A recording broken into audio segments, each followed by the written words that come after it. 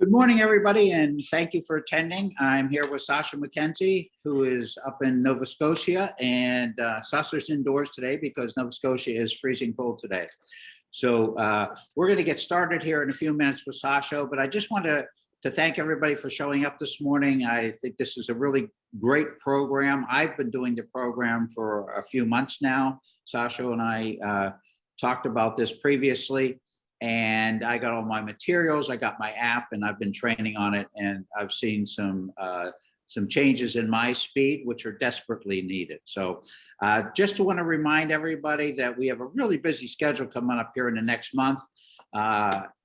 Working into next week, we have Tuesday, March 29th, we're doing club fitting and coaching, Zoom call with Paul Ferrone. And then Wednesday, March 30th, we're up at the Golf Performance Center. It's probably our first in-person gathering in a few years here. Heath Wasson with Top Tracer is going to take us through the program there. There are a number of clubs in the Met section that have put this in. So I'd encourage, if you can't make it, send one of your assistants, because the Top Tracer is really unique. I've been working with Heath over at the Westchester driving range, learning the system and how I can use it for my short game. And, you know, I have a young daughter who's learning to play. So I take her over there, we get on that, and we work on her yardages, both with short game and full swing, so that we have some kind of baseline to work off of. So I found it very, very helpful. And then the second part of that program, Carl Alexander, who we all know and love, is going to be with us. He's going to share some of the stuff that he and Rob Labritz did training-wise for the last few years. And then, you know, from a personal standpoint, I want to dig into some of the stuff that Carl believes in so that I can upgrade my teaching. One of my goals in not only doing these seminars, but attending the seminars as well, is to take away one or two nuggets that make me a better teacher, that help me to help my clients more. I don't think there's any end to our learning, and we're going to find that out this morning with the stuff that Sasha is doing. And then jumping into April, the assistants, you have your spring meeting at the Hamlet Golf and Country Club, and that's going to be the morning of April 11th with golf to follow. We have our spring educational summit, which is going to be an all-day affair on Tuesday, April 12th at the Westchester Country Club. You know, we have James Lights in the morning. We kick off with a continental breakfast, have James throughout the morning with lunch.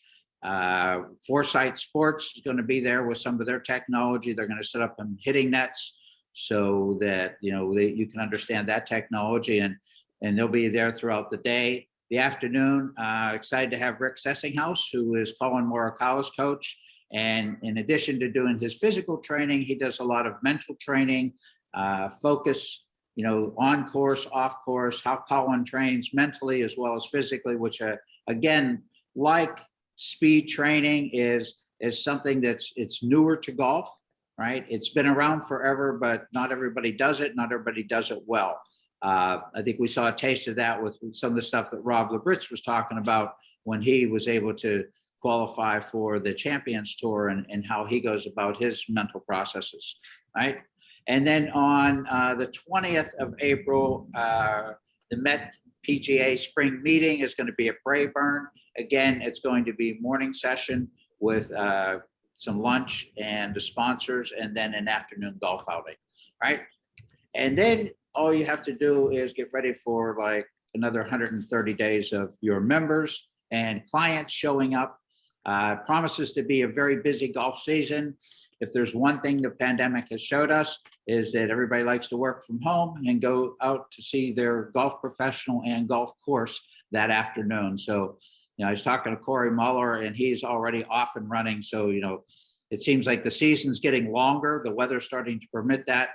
So without further ado, we're gonna jump in here with our friend Sasha MacKenzie. And Sasha is with the Department of Human Kinetics up in Nova Scotia at St. Xavier University, or St. Francis Xavier University, I should say. He's a professor of sports biomechanics during the day. And then we all know Sasha from all of his works in golf biomechanics. And one of the things that I appreciate about Sasha, and I had the opportunity, as many of you did, to meet him a number of years ago when he came down from one of our spring meetings at the Westchester Dinner Theater, was that regardless of what goes on around Sasha, regardless of how his peer group deals with his information, Sasha has always been head and shoulders respectful. He's been great with, if people find his information that they don't agree with, sometimes they're a little difficult because they're on a keyboard behind social media.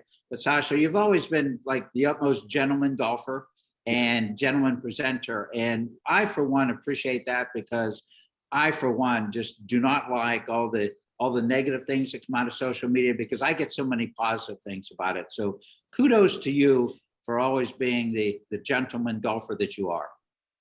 Well, thanks, John. That section. It's a pleasure to be here. It sounds like you guys have got quite an amazing spring ahead. Maybe I should be joining your section. I might learn a lot. I'll tell you what, you'll definitely have some of the greatest golf courses in both of our countries to play if you came down to the Met section, which we hope you do sometime.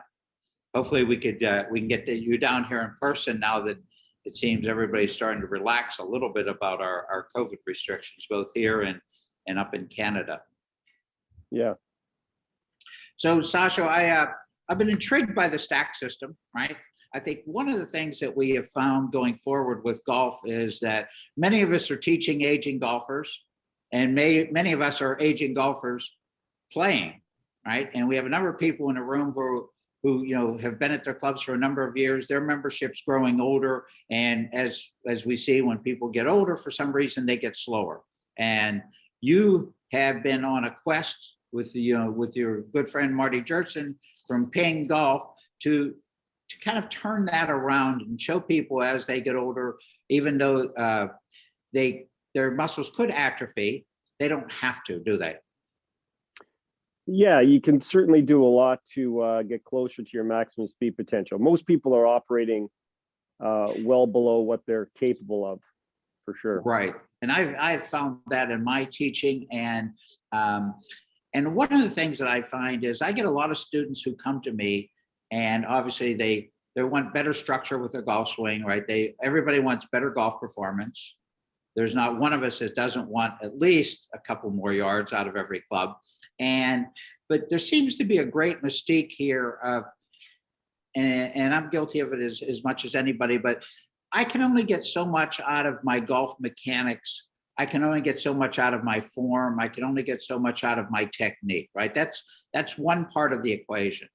And then the other part of the equation is your body, is it not? Yeah, absolutely. I might see if we can share a screen. I'll explain how I view where clubhead speed comes from. It's nice to have a little bit of perspective with what you just talked about, John. So I'm going to pull up a screen here. Hopefully everybody can see it. Yes, it's able outstanding. To see that? Yeah, that's perfect. Okay. Thank you. And you can still hear me fine.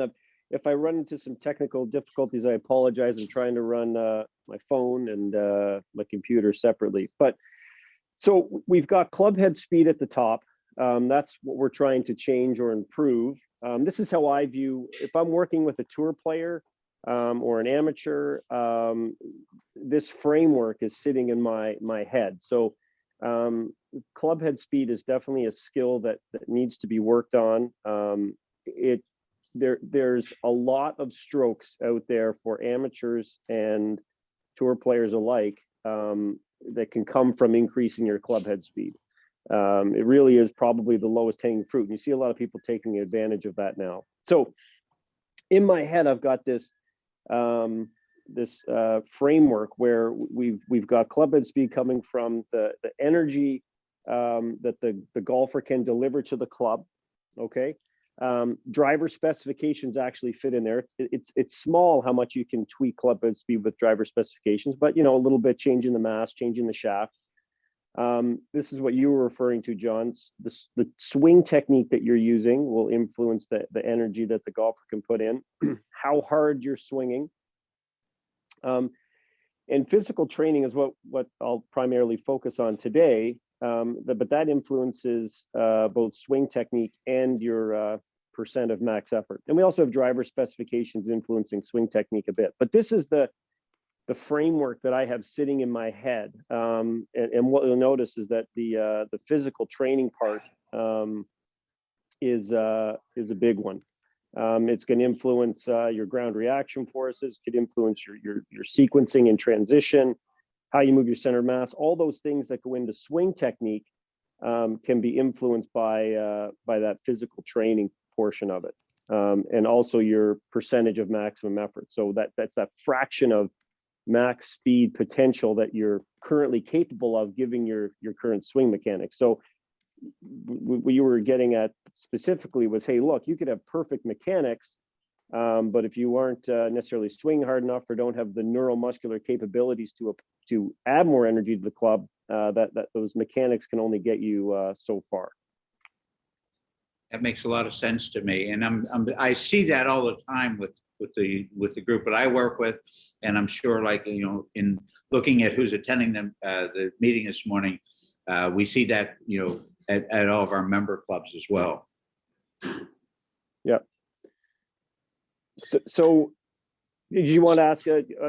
I'm happy to continue with this back and forth. Yeah. Why don't you take us through that a little bit? Then I'd like to get into a little bit about how you developed the stack system for stack, you know, system training. Sure. Okay. So I'm going to flip through a few more slides, and then I'll explain the stack system in detail, because I would like to make this.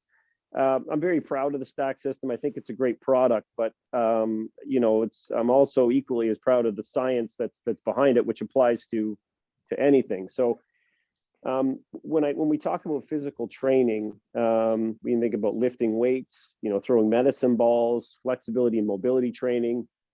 I don't know if anybody on here follows Fit for Golf, Mike Carroll, but I really do. I love his information. Yeah, his stuff's awesome. We agree 99% of the time. So if you're and he puts out a ton of free content, and he's got a great app. So if as I look at these lifting weights, throwing medicine balls, flexibility and mobility training, the stuff that Mike Carroll does really pops into my brain, or speed drills. But my passion and where the stack is focused on is this concept called variable inertia speed training. Most of you would think of this more commonly as overload or overspeed training. Okay, I call it variable inertia because the way we do that with golf is by manipulating the mass or the inertia of the stack system here. So it's training using the movement that's very, very similar to the sporting skill, if not, you know, pretty much identical. With overload training, we're trying to increase the force stimulus. So this is the way we improve at anything in our lives as humans. We try to do something that pick a skill, sprinting, typing, reading, whatever it is. To get better at that skill, we need to provide a stimulus that's slightly greater than is demanded in that skill.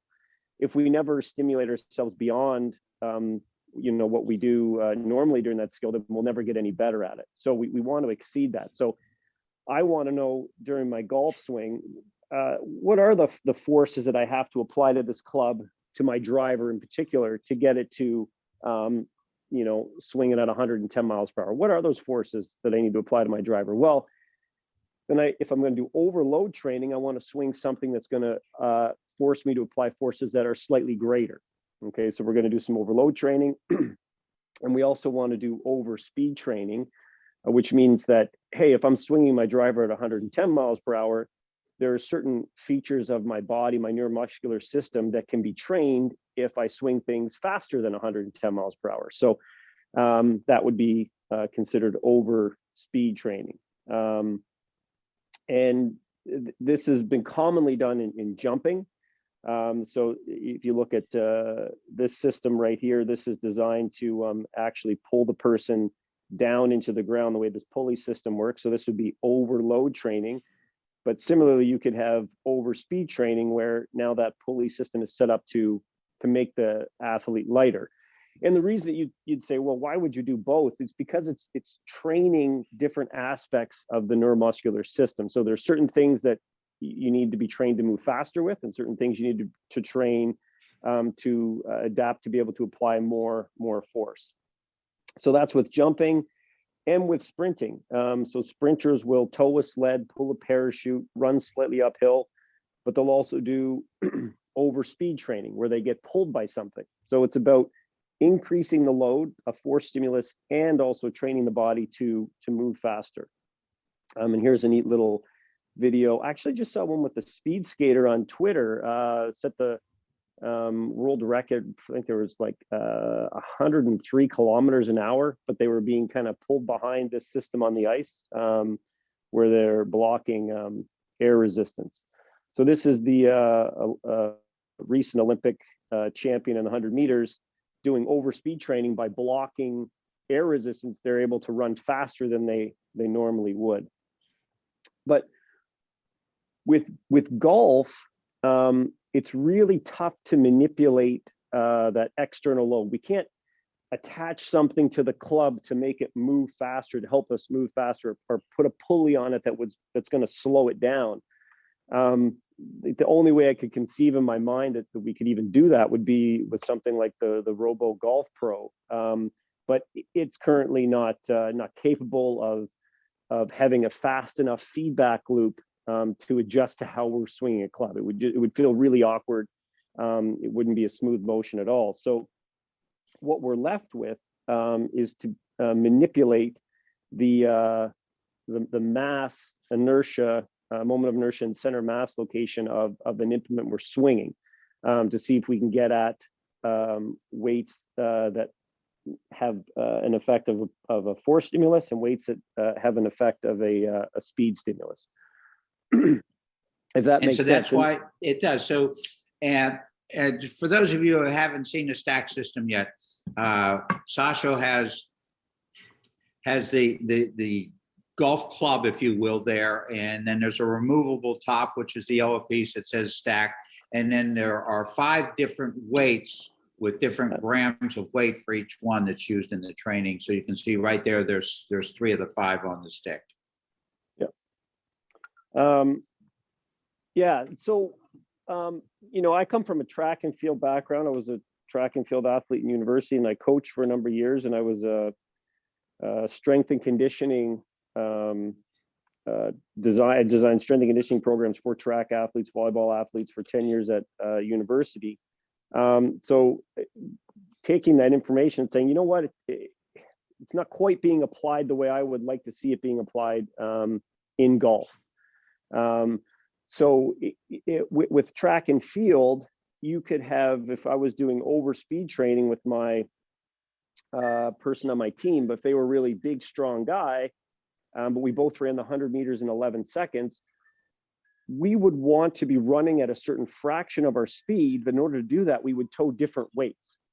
So if John and I were both swinging the club at 110 miles an hour, that doesn't mean we should both swing the same weight to improve optimally.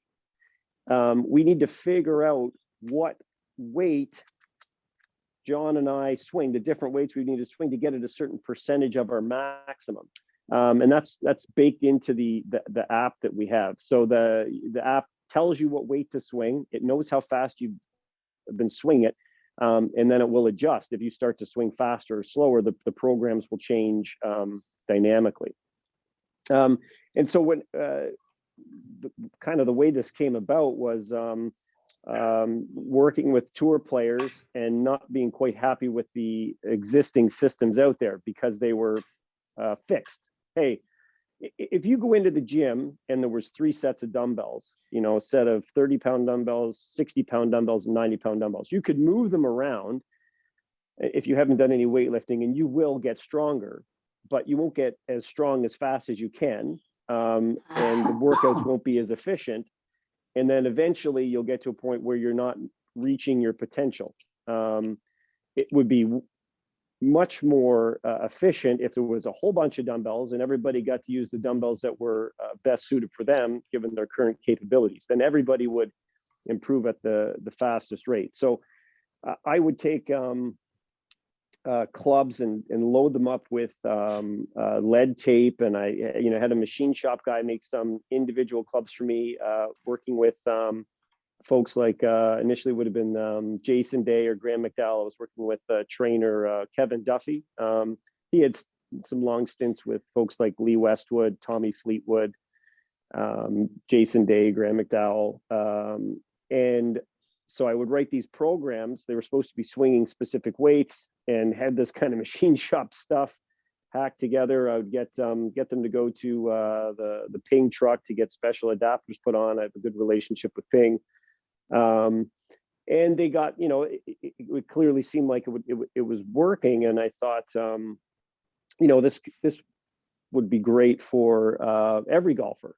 And also in particular for me, instead of dealing with spreadsheets and having these one-off components, I thought, even if I could just have something nice, some nice hardware design like this and a functioning app, it would make my life a lot easier. So I started doing some research to figure out what are the best properties for swinging a club to make your driver speed faster. Should you swing heavy stuff?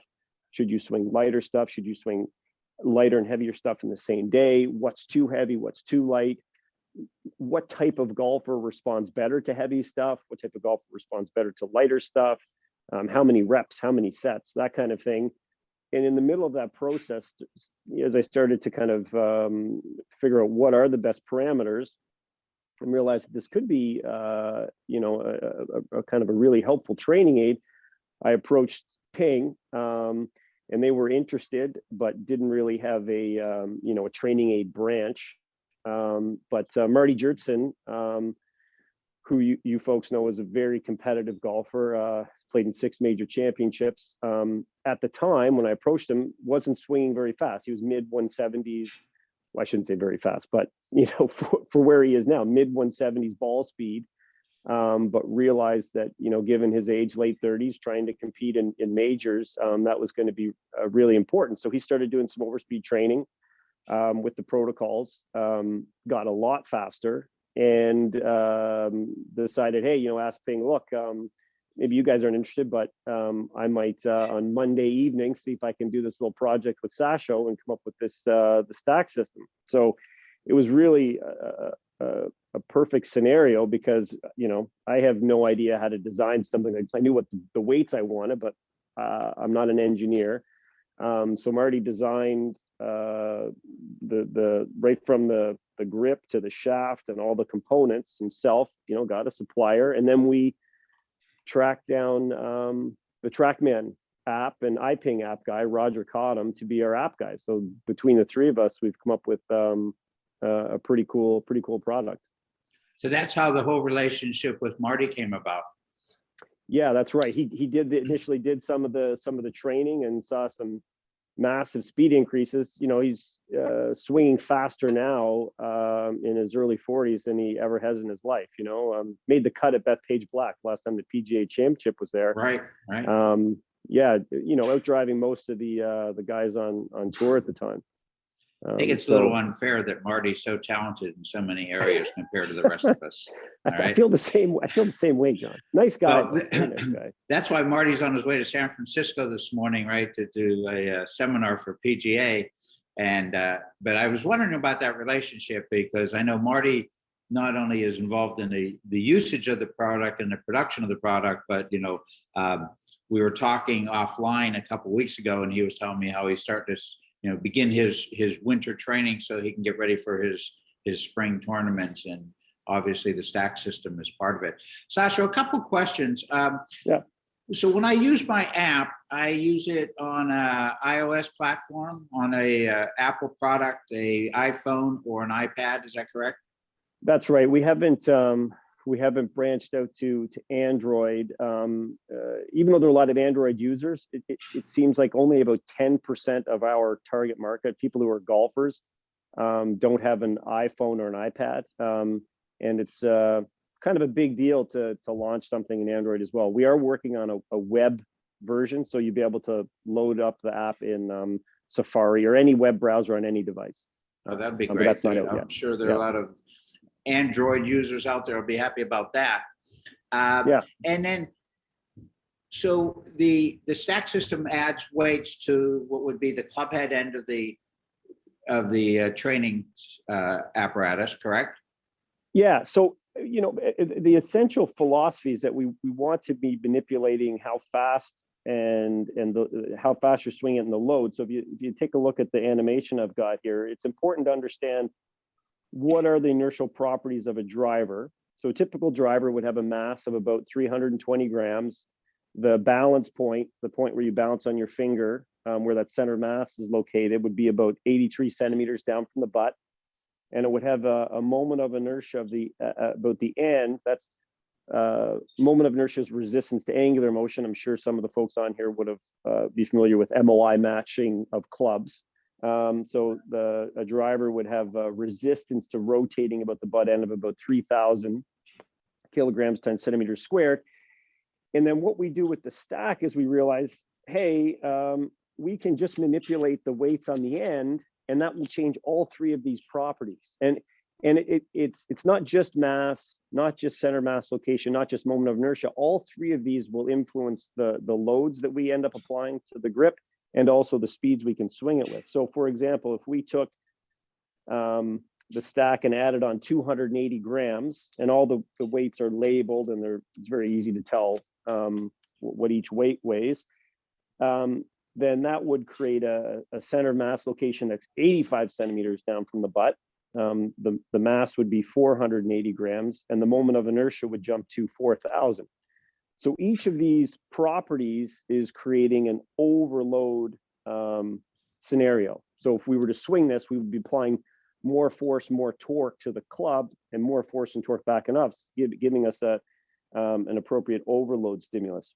So even though I only have one club, every time I change weights, I'm changing the properties of that club. That's right. And then to create an over speed situation, we would only put, say, 20 grams on, and that would make all of those inertial properties less than the driver, and we'd swing it faster. And just finishing up a lot of counterweight research, and I'll be presenting it shortly, but as it turns out, if you put a counterweight in, it doesn't really change anything that we can't get at with just the weights on the end. So that's why we don't put any weight into the handle? That's right. I've done one training study, and it showed no effect. And then I've also done some follow-up studies, because my philosophy is, if the science is there and it makes someone faster in a more efficient way, then we'll do it. But it hasn't shown up yet in any of the research or in any of the theory. But I've got some stuff coming out on that shortly. But so essentially, we can create 30 speed training options with just this one stick and 5 weights. Yeah, one of the things that I've been impressed upon about the whole toolkit, right? So what you basically have there is, you have the training stick, if you will, the training club, and the yellow stack system screws off.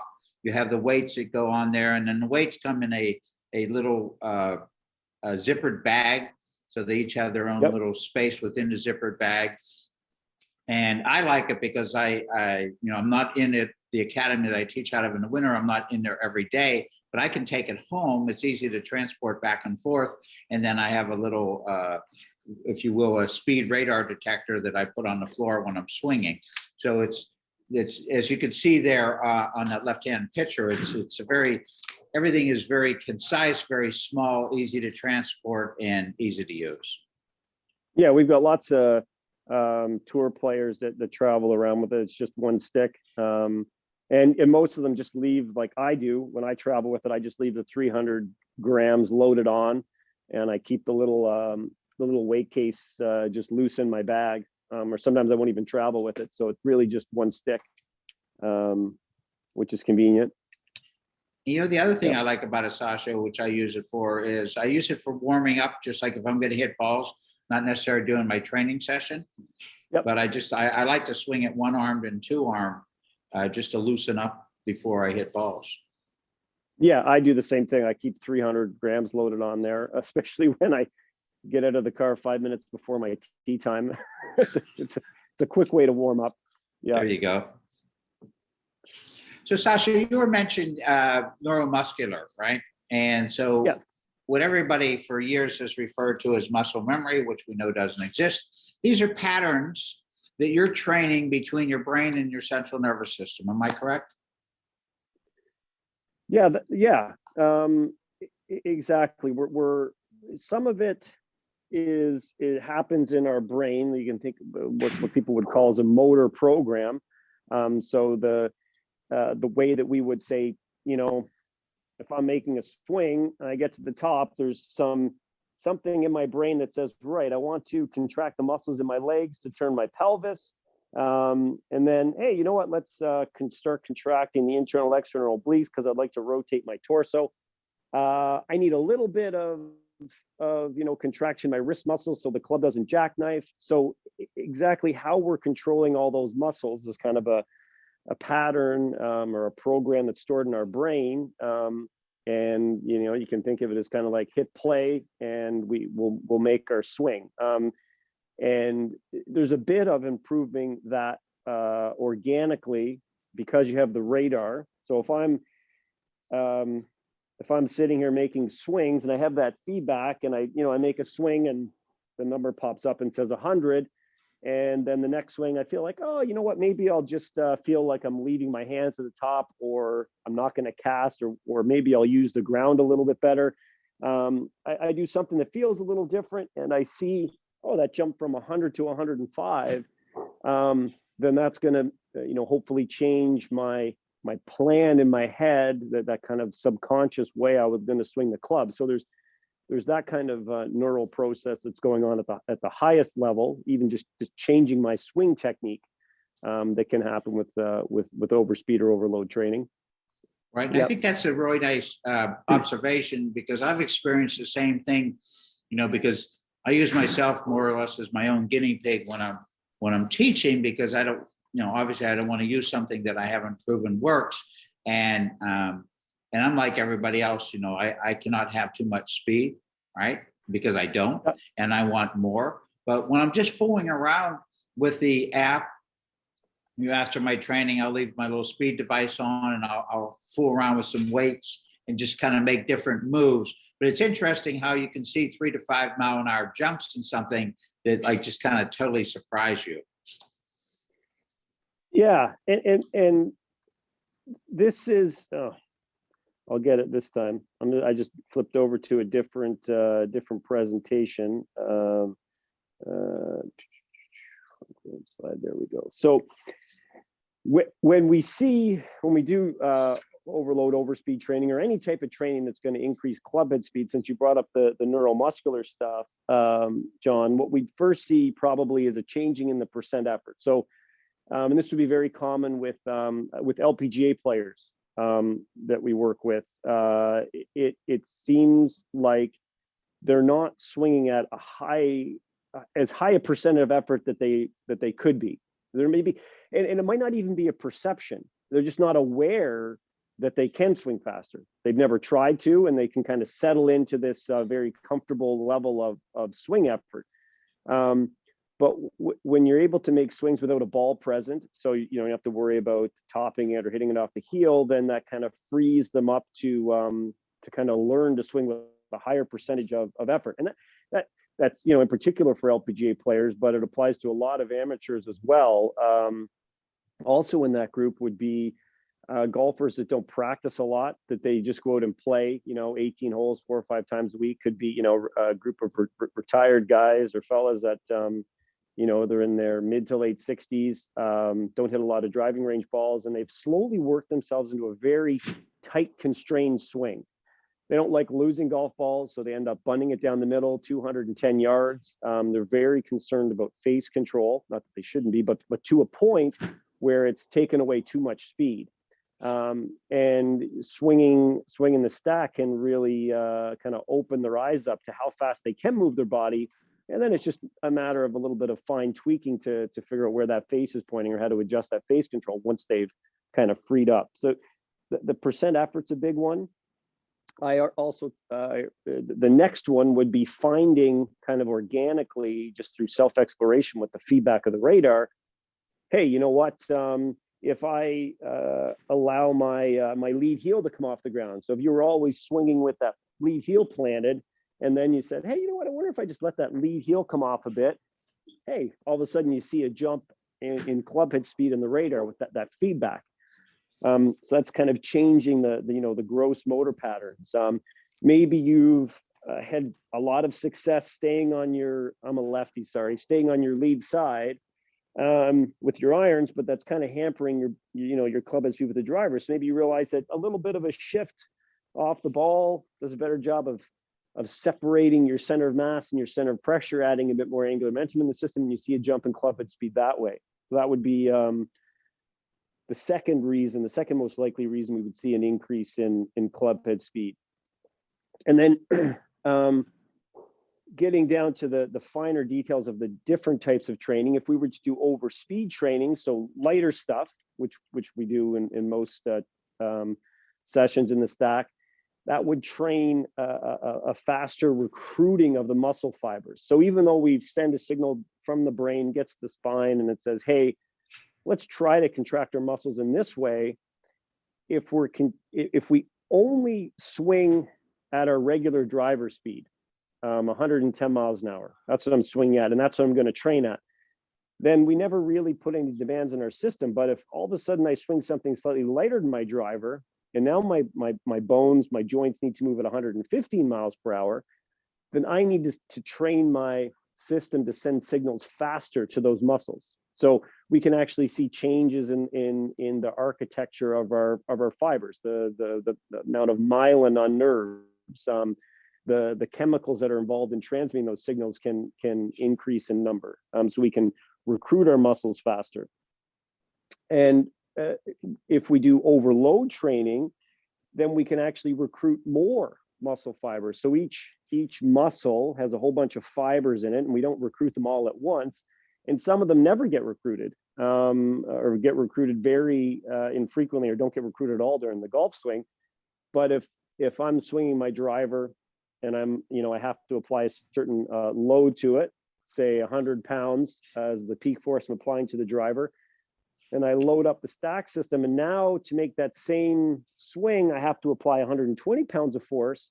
Well, that can stimulate my neuromuscular system to recruit more muscle fibers because I need to produce that higher level of force. And then I can retain that and train that. And when I go back to swing my driver, now I'm able to apply more force while swinging my driver. I've learned to use more muscle fibers. And then longer term, if you start doing stack training for months and years, you can actually start to change the architecture of the muscle fiber itself. Things like pennation angle or the number of sarcomeres, like right in the anatomy of the muscle. Those are the speed increases you would see, or the mechanisms of speed increases you would see later on. And then along that same lines, you would even get to see changes in the chemicals within the muscle fiber themselves, in transition from different fiber types. Not to get a little technical now, but since you asked the question, those are the kind of the sources, the mechanisms of why stack training would make you swing faster as you train.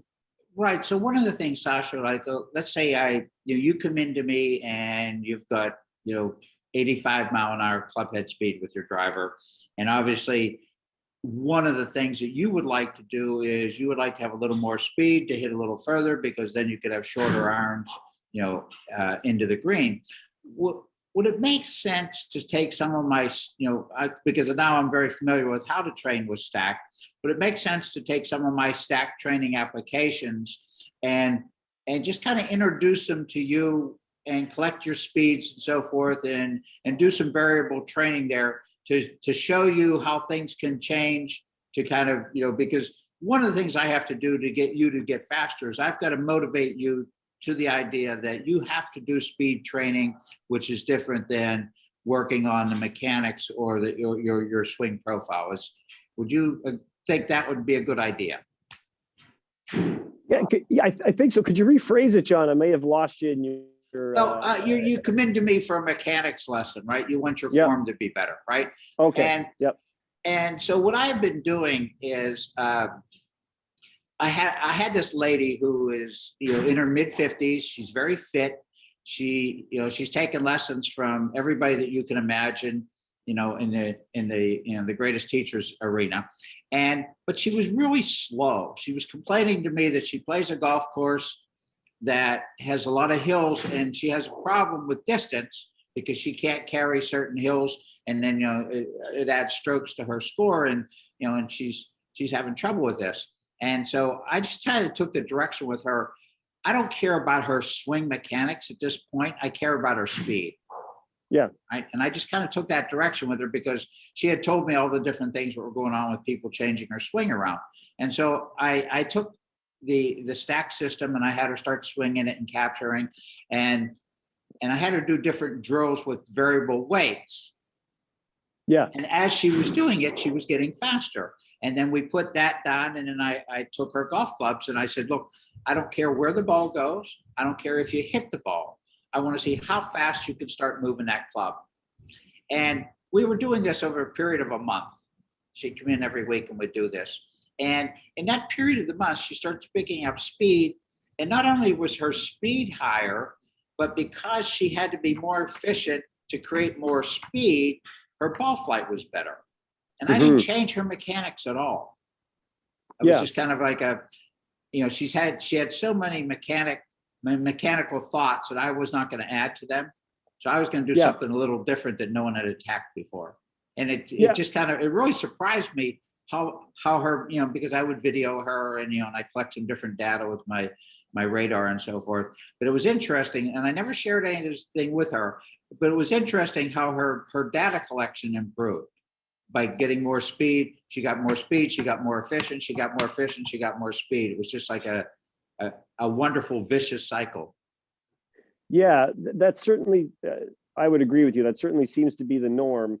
The swing and the stack can wear two hats. First and foremost, it's not training your golf swing. I think for most people, It should be thought of as a swing stick fast. We are trying to learn the gross movement patterns and train our neuromuscular system to move this thing really fast. And it just so happens that it's very, very similar to a golf swing. And a lot of people initially have some concern that, I'm using different mechanics. I'd never hit my driver that way. That's okay. It doesn't have to transfer. The exact technique you use with the stack doesn't have to transfer to your driver unless you want it to, unless you have that intent. So to me, I get this a lot with tour players because my approach with tour players is very, very conservative. So Matthew Fitzpatrick was the first person to use the stack, not just a tour player, because I'd started working with him with his driver mechanics a few years ago. And realized that, probably the best way for him to improve his speed, we did some subtle mechanical things, was just through training with the stack. But he was a very, very accurate driver and did not want to lose that and did not want that to leak into his iron play.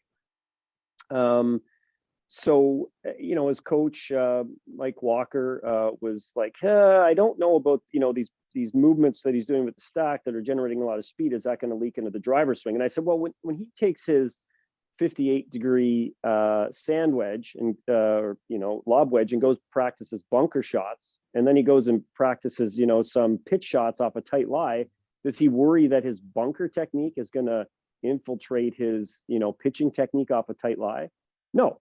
It's the same club, right? It's similar club head speeds, but he's not, no golfer ever worries that, a certain, bunker technique is going to influence their pitching because they don't have an intent of that. They're not sitting in the bunker going, well, what if this was a tight lie? You'd bounce off the ground and blade it. No one thinks about that. So with stack training, it's about swing stick fast. And then you grab your driver. Now that you have these, improved abilities, you still swing the driver the way you want. But what I do encourage, and this is where I fully believe it can wear both hats, is that, I've had a lot of folks that have come in for the training, and every swing is supervised. And this would have been, starting 5 or 6 years ago. And a lot of the golfers have severe, right to left paths. Right-handed golfers, they slice the ball. And I would say, you know what? And I used Flight Scope, and Flight Scope shows you your swing direction as well as your speed when you're doing swing training. And I'd say, hey, you know what? While you're trying to swing this thing as fast as you can, why not see if you can have your swing direction be right as opposed to 12 degrees to the left? So you're taking all these swings. You might as well work a bit on your path with the intent that you're hitting a ball. And so in that case, because you have the intent that you wanted to transfer, a lot of these golfers, even though I believe face can be maybe the root cause of why we lead to that left path over time, there's no reason why you can't train changing your swing direction with the stack. And a large percentage of them reported hitting draws after with their driver, because they've kind of ingrained this pattern. I told them to, when you're doing the stack training, imagine you're hitting a drive off number 10 and you're trying to, hit a draw, sling one down the fairway. And so there can be that positive transfer if you want, but there doesn't have to be. It doesn't have to be a negative transfer. It all depends on the intent. Well, the other thing too that I have found when I'm doing my stack training is that I'm concerned with swing, with motion, right? And I get a very good follow through. I get a very I'm big on utilizing not only the arms but the body. And a lot of what I see a lack of body rotation in the people that I work with. Right? I see an over dominance of arm motion and a very little rotation of the spine, the pelvis, and so forth. But when I'm using the stack system with them, they turn because the variable weights give them the opportunity to create more speed. They create more speed, and the body gets turning. And some of them fall off balance, which I kind of like, right? Because all of a sudden their body's moving, which it never did before. I always liken it to they plant their body as a foundation and then try to work their arms off of it, which gets us nowhere. And so it teaches them motion, and in learning motion, because of that neural connection between your brain and your central nervous system, you're learning to move in balance. And I don't mind them falling off balance, and actually I kind of hope that they will, because then I can explain to them that all of a sudden you got a total body motion, just not an arm motion. So I like the freedom that the stack system gives them without me having to tell them. I just want swings as fast as they can move, right? I believe what you call full intent. Yeah, well, full intent is how we define full intent is the hardest you would ever swing with your driver in a competitive round of golf. So it's you're on 18T, a par 5, pretty wide open fairway. You're in the final group, and you need an eagle to make a playoff. But obviously, if you blow it out of bounds, or if you're behind a tree, then you're not going to get a chance to make an eagle. So it's that type of scenario where it's the hardest you would ever swing in a competitive round of golf. And then that's how we start out the training. So the app will tell you, make a swing at full intent with this much weight, to ease people into the program. But then as you get into different phases of the program, the app will ask you to make max intent swings, and it will be very clear. Every set, it tells you, you can see here on the screen that I've got over here, it's telling, load 240 on and make full swings. It will tell you to make max swings, and max swings are move this thing as fast as you possibly can. I want that radar number to be as high as possible. If you fall over a little bit, that's okay, because we're trying to be right at the edge of what we can handle. And then, so once you learn not to fall over, can you stay in balance swinging as hard as you can? That adaptation is going to move into your real swing. This might be a good time to mention kind of a fallacy that I see. You hear a lot about it with tour players, the idea of the chasing speed being a negative thing. And I think it's because they don't realize what percentage of your max speed you should be swinging at. So this is a story that I tell to get across to tour players if they have trepidation. Bryson DeChambeau is really showing that speed training is helpful. He gains a ton of strokes off the tee right now. Really kind of changed his game. I think once he dials in his approach play, maybe he's spending a bit too much time on long drive right now. But I think that it's all aspects of his game are going to improve. But some people would say Rory last season said, well, I started chasing speed. It didn't really work out. So Bryson, if we think of last season, some of his most famous drives were Bay Hill, right, where he drove over the pond, number 6, I believe it's number 6, right? Is that correct, John? It's number 6. Yes, right? that was something no one else ever did. Yeah, and then at the Ryder Cup, he cleared all that junk on the par 5 and eagled the hole, and then on Sunday, drove the first green and made the eagle putt. So to me, those are the 3 drives that stand out in my mind as the biggest ones he's hit in competition. I don't think any of those cracked 200-mile-per-hour ball speed. They were high 190s. Maybe one was right at 200 miles an hour. Now, that sounds crazy, right? You're like, wow, he's swinging at maximum effort on the course.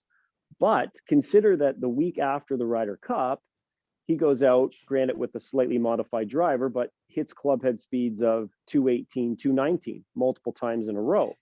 So let's say if he's using his gamer driver at the Ryder Cup or at Bay Hill, that he'd be around 214, 215 miles per hour ball speed at max. So in competition, even with his hardest drives, he is 7 or 8% lower than his max. With his absolute hardest drives he hit in competition, some of the biggest drives ever hit on the PGA Tour, he's 7 or 8% below his max. He can move the ball at 214, 215 with his gamer driver, but he's using at 200. And if we look at his average speed, he's closer to 190 ball speed. So he's swinging at quite a low percentage of his maximum. So if you see Rory step up, and maybe Rory's max ball speed's 196, and Rory's trying to, hit it at 192, that's the wrong way to go about it. I would just as like to see a tour player who's out there now swinging at 115, but whose maximum's at 120, continue to swing at 115, but move their maximum up to 127, 128. And now all of a sudden 115 feels like they're hitting little safety cuts all the time in the middle of the fairway. And their strokes gained off the tee goes up, not because they're increasing their distance, but because they're swinging at a lower percentage of their maximum and they're able to hit more fairways. So the number that I look at is strokes gained off the tee. And it doesn't just necessarily mean that you're swinging faster, but you could be keeping the same speed and swinging at a lower percentage of your effort, like Bryson does a great job of doing. Which is why he can be successful with it. Yeah, I think so. Hopefully he's back in action. I think his wrist has been giving him some issues. I think he's in the match play this week. Yeah, that's right. Yeah. I think I've seen him hitting some chip shots yesterday. Yeah. So go ahead, Sasha. I might I want to go into, I think it's important for folks to realize how much, or I would like folks to realize how much science has gone into figuring out just what weights you should swing. Yeah, I think that'd be great. Take us through that. Yeah. So, this is an example of a swing, what it looks like in my lab when I do some research. I've got a golfer standing on the force plates. This is a McKenzie Tour player, Eric Banks. So he's on the force plates. We're collecting ground reaction force data. I don't know if in my live view you can see I've got some cameras around the room. But I know what weight's loaded on the stack right now. So this is an overload condition, and I'll just play the swing so you can see it. But it's important for me to understand, what is that doing to the ground reaction forces? What is that doing to club head speed? And what is that doing to the forces that he's applying to the grip? I need to know, just because I've added 30 grams on the end here, that doesn't tell me I've changed the stimulus by 30 grams. That might change the force in the grip by 20 pounds or 3,000 grams, whatever it is. So I need to know what those stimuluses are in order to design a training study. And so this is kind of, I guess I'll show this swing. So this is what I see when I run the analysis. So this is a swing on those plates, but in the view where I would look at it to get a sense of what the forces were. So I could look at this and see what the vertical ground reaction force is. This is the yellow force vector coming up. That's the yellow one over here. And in particular, I would know what the force is being applied to the grip and the torque being applied to the grip. We don't need to spend too much time on this, but I just want to have folks get the sense that we need to know the relationship between what's loaded on the stack and what it's doing to the athlete. Okay, it's not just, hey, go grab one or two clubs and just swing it, and we assume it's the right stimulus. I want to know, I want to measure it. And so just as an example, if we take a look at 4 conditions for the stack, so this is a percent of downswing. We've got right near the end of the swing, so we've got higher resolution. This is 70% of the swings. We're kind of looking at somewhere around here is where the graph starts, and then it ends at impact.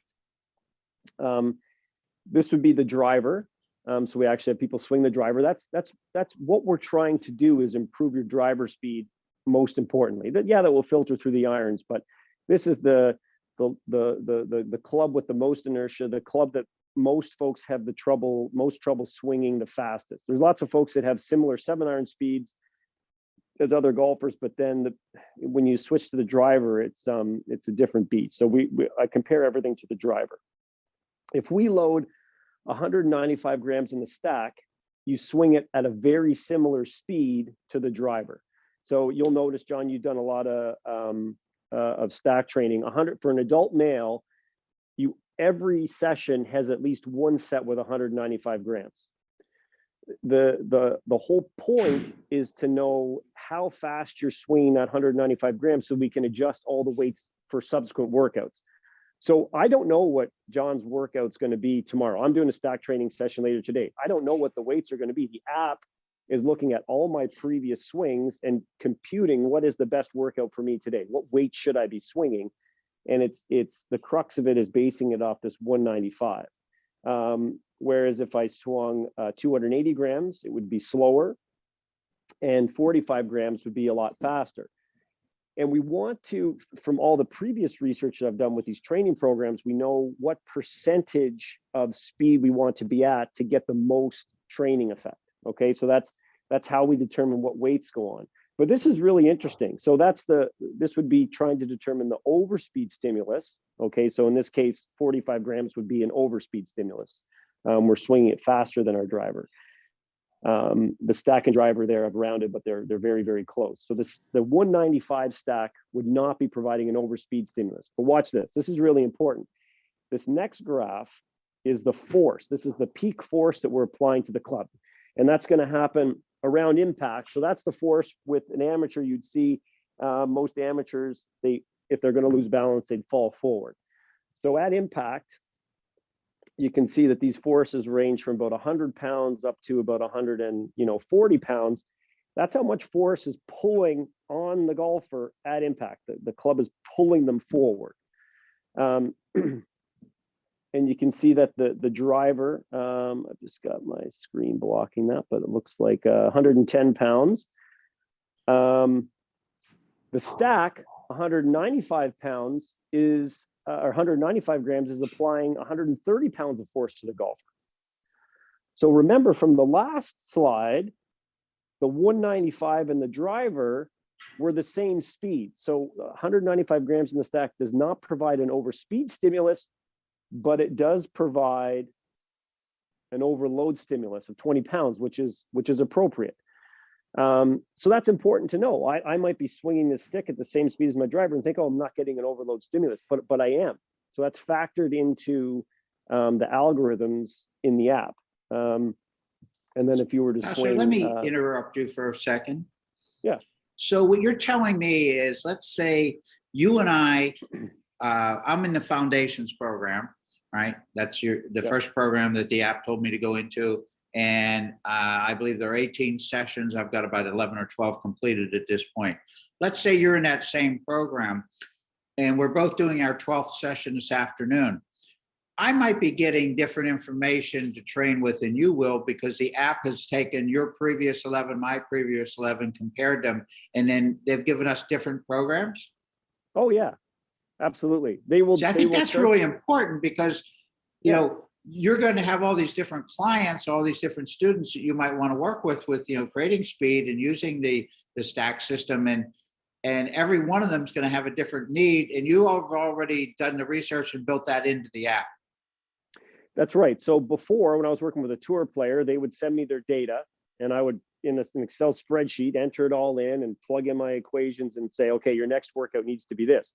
It was very laborious and time consuming, but that's what should be done, depending on how they're changing. And also layered in there is if you are, fatiguing, or your swing speed's going down because who knows what else you have got going on in your life, maybe you're not sleeping well, the app adapts to that as well. So yeah, some people will say, I want to see what my workout's going to look like in 2 weeks. I'll say, well, I don't know. It depends on how your training changes between now and then.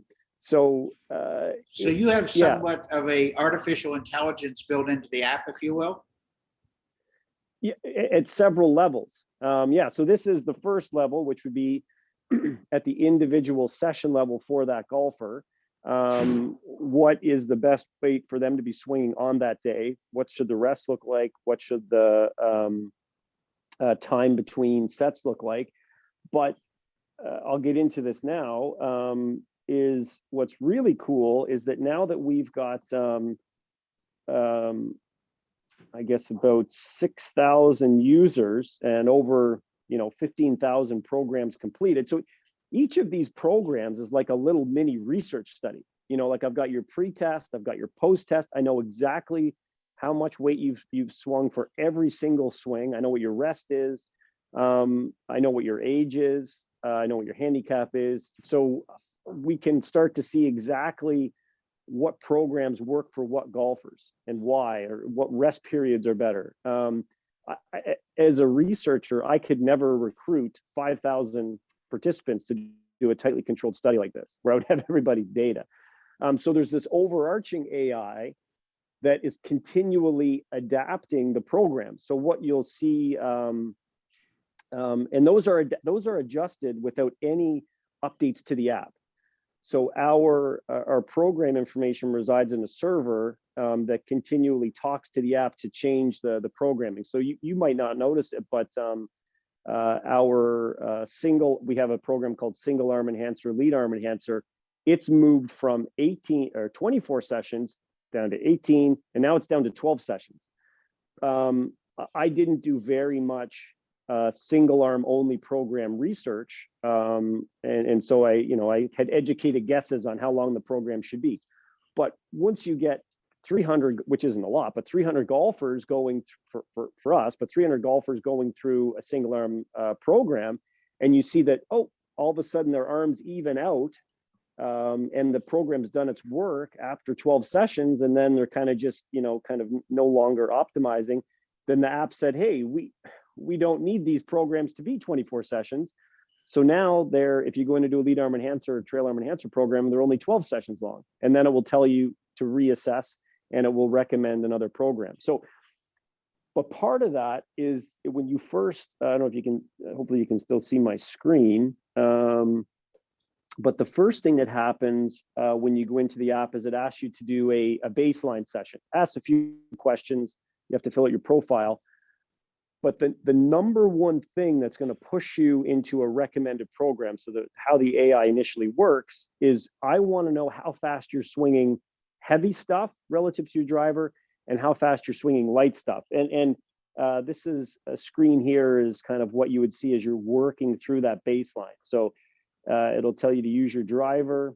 Then it will say use 195 grams. The rest will come up. So it guides you completely through this baseline session. And after that data, it will recommend a program. And this is a rank ordered list of what programs you should do based on your baseline session. And what we're primarily basing that on, and I'll find this graph for Andrew Putnam. What we're primarily basing this on, what program you get recommended, is this graph. And what we've done, just gonna move some stuff around here. So this is Andrew Putnam. I want to know, how fast are you swinging heavy stuff? So this is the 280 gram condition relative to the 195. So we had lots of data initially from the 6 years of research that I've done, and I would see, hey, why did John respond really well to the overload training, and I didn't, or this particular golfer didn't? So I dump all that data into a statistical analysis, and it turns out, hey, John responded well to that training because initially when he started, he was really struggling swinging heavy stuff that's slightly heavier than his driver. I was really struggling with swinging stuff slightly lighter than my driver. So you'll get binned into a program based on how fast these speeds are relative to your driver speed. And that's, an algorithm that we compute. There's two things that you'll notice about Andrew Putnam here. One is that he's got a massive difference between his lead and trail arm. So he actually got recommended for a second program, the lead arm enhancer. But the other thing you'll notice is how slow he initially was with his driver, 103 miles per hour, shockingly slow for a tour player. But after the baseline, he went from 103 to 116. And some of that's translated to the course, not all of it. A bit of it was getting used to swinging without a ball. So that 103 is probably a little bit unfair, but certainly he did see some meaningful gains. But that discrepancy between the lead and trail arm persisted. So he got recommended the lead arm enhancer program, and you can see initially it was 24 sessions back when he did it, but you can see how much his speed improved as he adapted to that lead arm enhancer training. But then he would kind of, like everybody else, he wouldn't need the full 24. So that's why we've kind of adapted the app has adapted the programming. So that's how you get binned into one of those initial programs, is based on that baseline test. And then we repeat that exact same baseline test after you complete a program, and then we'll decide, hey, what one is best for you next. All right, so Sasha, I'm in the foundations program, and I was just looking at on my app there, and my next session is going to be number 11 out of 18. And I have picked up 7 miles an hour, which equates to about 21 yards distance according to the app. Yep. And so, go ahead. No, that's Marty's calculation from ping data, right? If this is what your club head speed is, if you're hitting a ball in Phoenix at certain elevation and temperature, this is what your distance potential will be. Yep. Right. So I really like the idea that I'm faster. And I know when I'm hitting balls here at the academy, I haven't been outdoors hitting yet and hope to shortly, but I feel faster. I feel more stable. Right.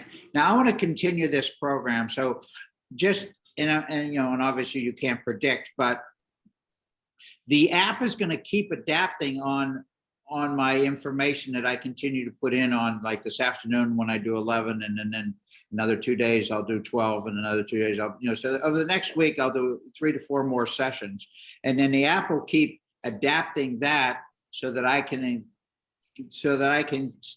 go along with the idea of increasing my speed based on what I've accomplished so far. Was that correct? That is correct. Yes, exactly. Yes, I think that's really cool because, we all have different needs, and we all might swing faster or lighter, compared to the heavier or the lighter stuff. And I really like the idea, especially with our students, that the app can adapt to the individual rather than having one program that everybody has to follow. Yeah, it's really powerful. That essentially, what would take me 15 or 20, you'd have to send me your data. It would take me 15 or 20 minutes on my Excel sheet to compute what your workout should be for the next day, is now done for today. We probably have about I don't know, 3,000 golfers doing a speed training session with the stack, and everybody gets that same 20 minutes of effort that I would have to put into figuring out what your next workout should be. Sasha, you should have been a professor. Yeah. So I would like to touch on, because you brought up a good point in terms of, well, where am I going? John, how old are you, John? I am 70 40 years old. Yeah. Okay. I'm going to be totally honest with you. You don't lie to the guy that sets the bungee cord weight, and you don't lie to somebody that's helping you get more speed. Right. And so it's important for the app to know that. So I'd like to share some perspective. The stack takes a very big picture perspective on your speed training. And I want you to be swinging your fastest you can over your entire golfing career with a minimal amount of effort. Right. And so it's important to understand, well, what does this look like across a lifetime? Okay, so let me walk you guys through a few slides. I have no idea what time it is, John. What do we have a bit of time left? Or we got 11:14. We're fine. Okay. So let me walk you through what this would look like. So I really believe that when you get a stack, it should be with the thought that I'm going to use this for the rest of my life. I've got the app. I'm going to track my speed across my lifetime. This tool will get me to my fastest speed in the shortest amount of time with the least amount of effort. And then life gets in the way. So maybe, I'm busy. I've got 3 kids under the age of 11. I go in Canada, we've got 4 good months of golf. And I don't really have time or the motivation to speed train over the summer. But then I can pick it back up in the winter and get back, maybe even increase my speed slightly. Then I'll do a little bit. I'll do enough over the summer, hopefully, to not lose too much. But let's take a look. Let's say we've got a male golfer. They're scratched, they're 6'2", they're athletic, they've got reasonable amount of fast twitch muscle fiber, for example. This is what their club head speed would look like from age 0 to 80 if they didn't do any special training. So they just played some golf, they didn't play any sports growing up, they just played golf. So we can see that at age 12, they're swinging at 80 miles an hour. At age 23, their club head speeds peaked out at about 116 miles per hour. And then, unfortunately, it's a slow decline from there. At 56, they're swinging at 100, and then it kind of keeps going down. What I'm going to show next is where would they be if they trained optimally their whole life? What would that curve look like? Well, if they trained optimally their whole life, this is what the curve would look like. Can you guys see that okay, John? Yes, it's very good. So this is what a life of optimal training would look like. Now, what does this curve represent? So this means that this individual was born and all we cared about was them maximizing their club head speed. And this line is 100% based on their genetic potential, what you're born with. So if everybody in the world, every golfer in the world was born and we said, right, everything you're going to do in every waking hour is to make sure that we're maximizing your club head speed. This is where they would get to. And at age 27, they would have peaked out at 138 miles per hour. But you'll notice that these curves follow similar patterns. They increase, until somewhere in the mid 20s, and then they're going to decrease. And really what we're doing when we do stack training is we're continually bouncing around between that blue curve and that red curve. Okay. And I'm going to show some more specific examples just to add a bit more perspective. If you were Kyle Berkshire, this is what you would look like. So he's probably as pretty close to any human being could be to having the genetic potential and really good training. Who knows what optimal training is? No one really knows exactly what it is, but he's probably doing better training than most of us.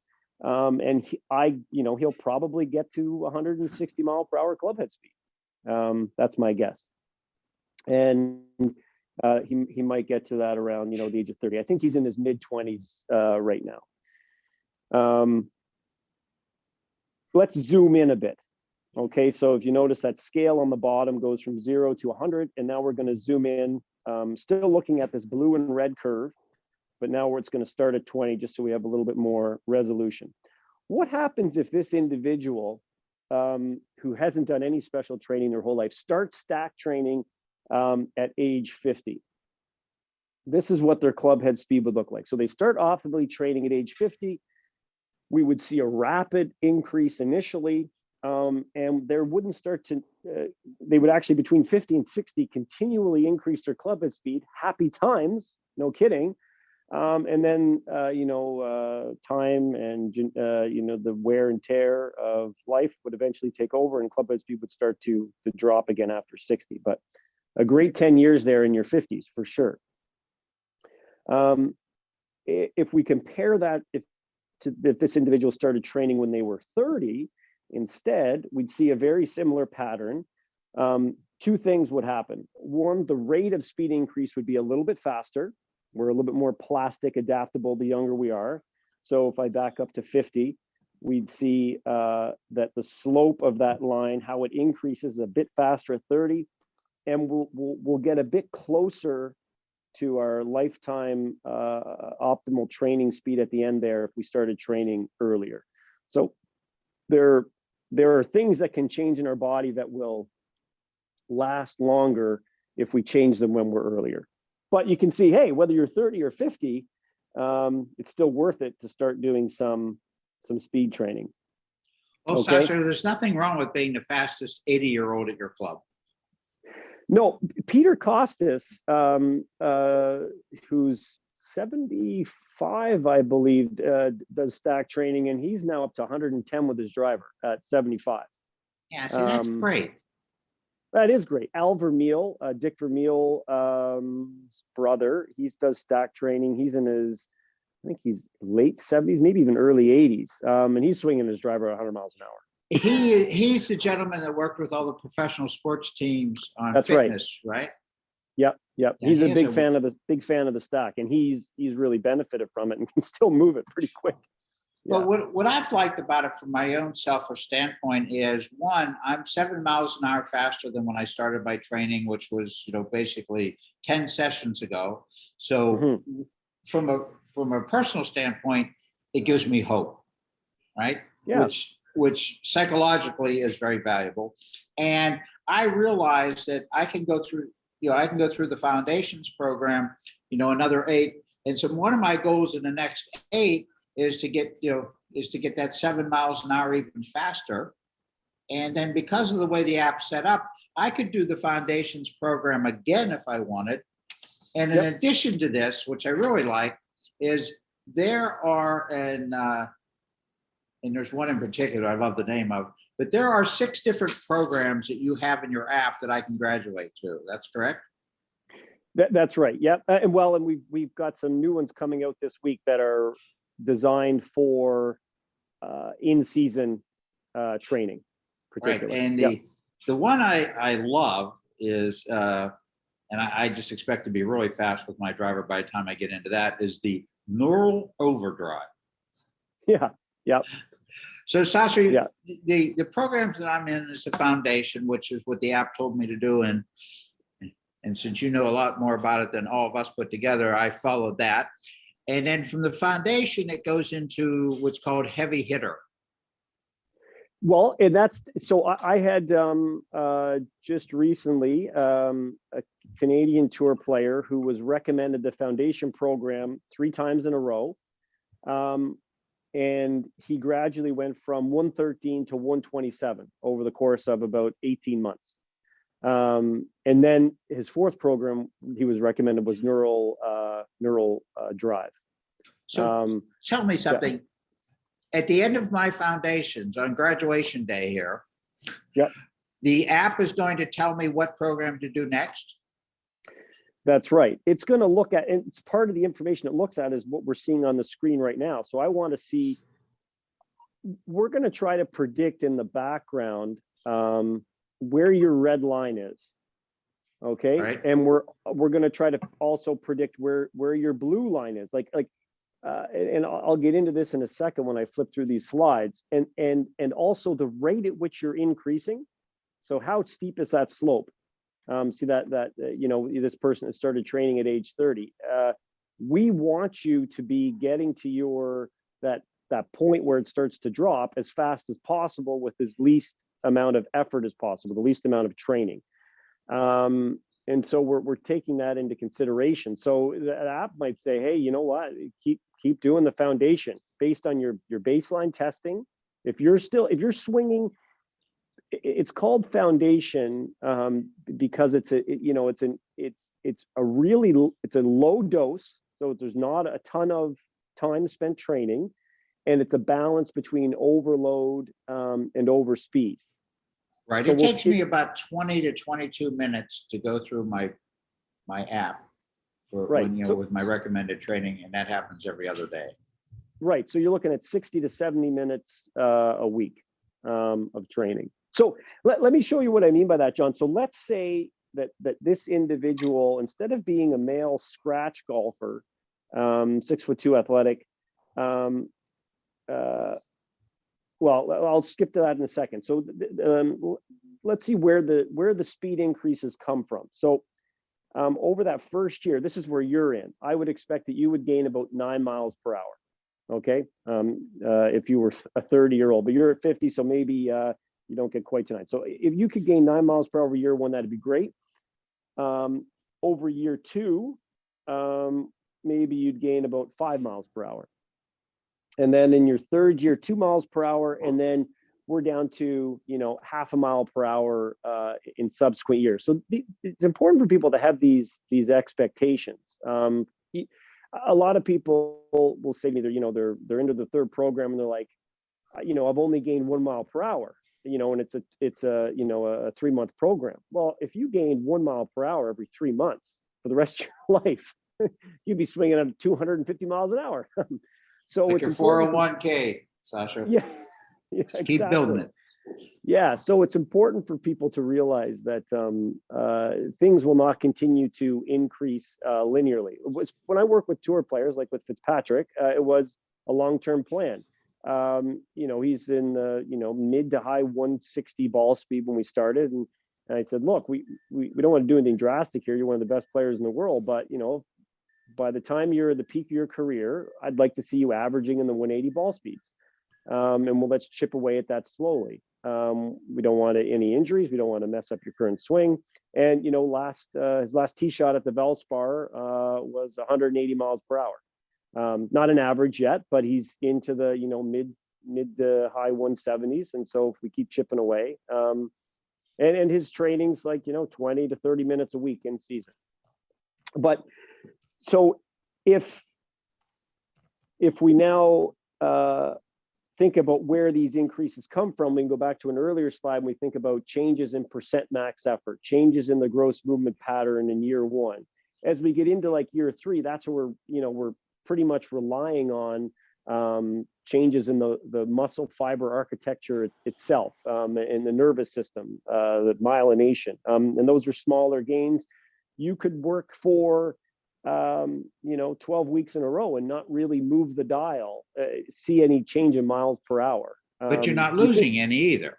That's the key. You're not losing any either. Exactly. You're not losing any either. Let's say that instead of this being a male scratch golfer, and this is where because we have so much data in the app, we can start to sort this out. I don't know, when you sign up, I don't know whether you're super athletic and haven't done any training, or maybe you are really athletic and done a lot of training. I don't know where you start at initially, but as we collect data, we can figure it out. So let's say this is now a male scratch golfer, but they're 5'6" and they're kind of awkward. You know, they're slow twitch. They're the guy that you try to figure out, how is this guy, getting around an even par.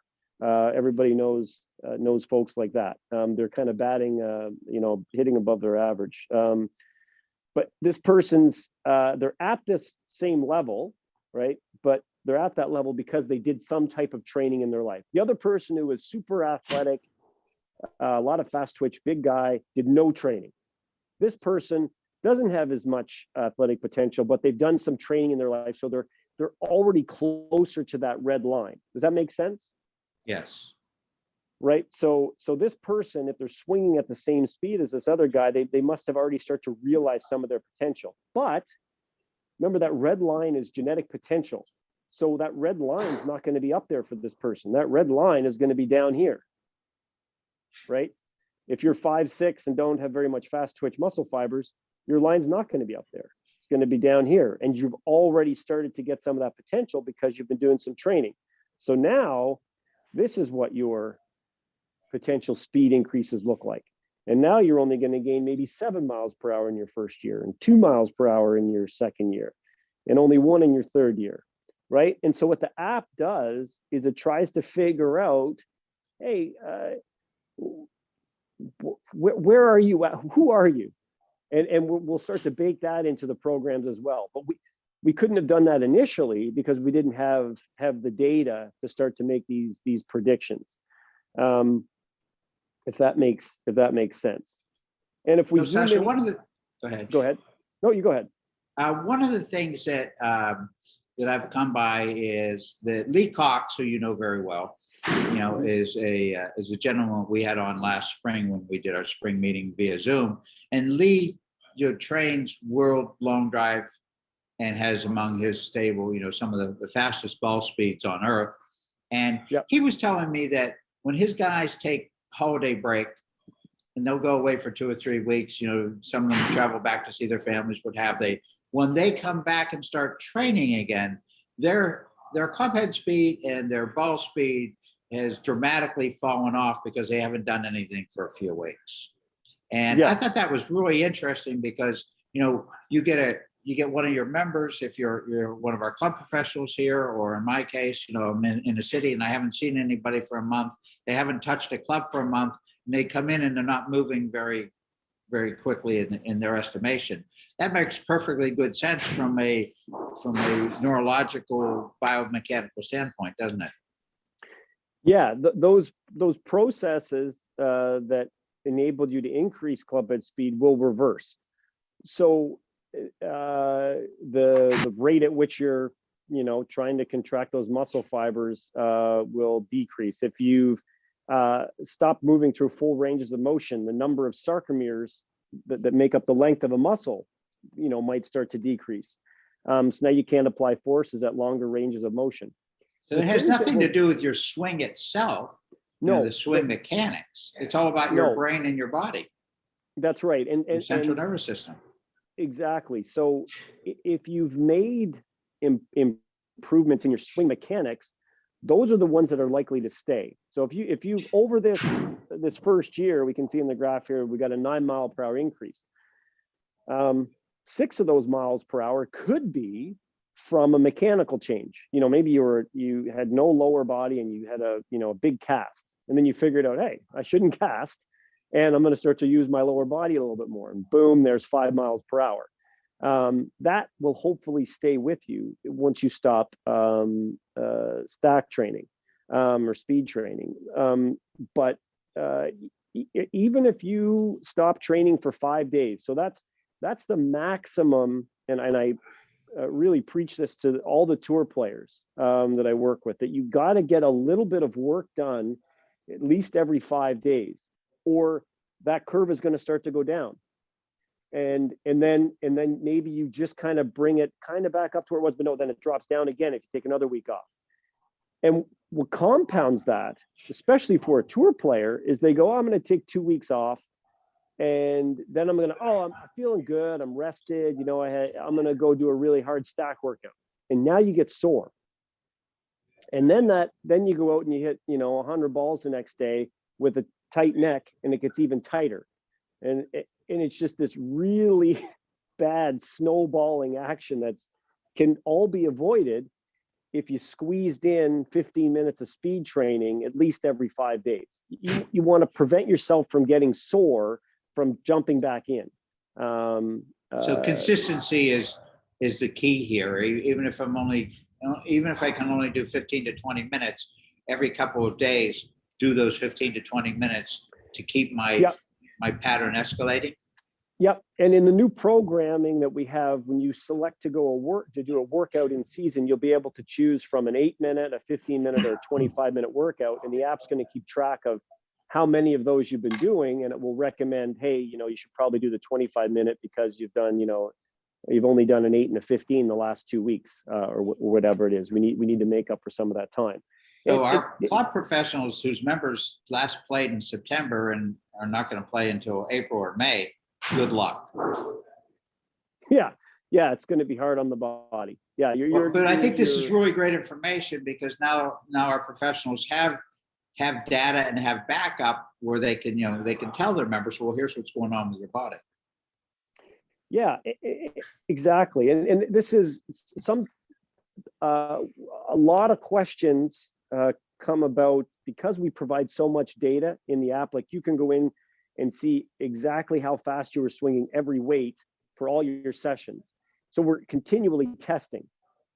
But what we're measuring isn't really your true speed, what I would call fitness. So if we zoom in over this first year, this is what I would call your speed fitness, the underlying ability to swing the club fast. But if you actually measured your speeds during that time, it would look like this purple line. So folks might, if I look at my curve, I'm 14 sessions into full speed spectrum. It's a program in the app right now, and I've gone 4 sessions in a row getting slower, and then 5 sessions in a row getting faster. My speed fitness, the yellow line, has continually increased, but maybe I've not gotten quite as much sleep. Maybe I'm still recovering from the previous workout, which was, a really intense one. Maybe I decided to go outside and do it in my garage, and it's 38 degrees Fahrenheit. So the temperature's affected my speed training. Maybe I'm used to training in the evening, and now I'm forced to train in the morning. So even with these long drive guys that take 2 weeks off, their speed fitness probably hasn't changed that much. But there's some other little things that affect that speed preparedness. Maybe they weren't just resting. Maybe they were, having a few cervezas that's put their body in a state where it's not really ready it's not prepared to swing really fast. So you've got that have no application to our professionals here, who are very, very much the Christians.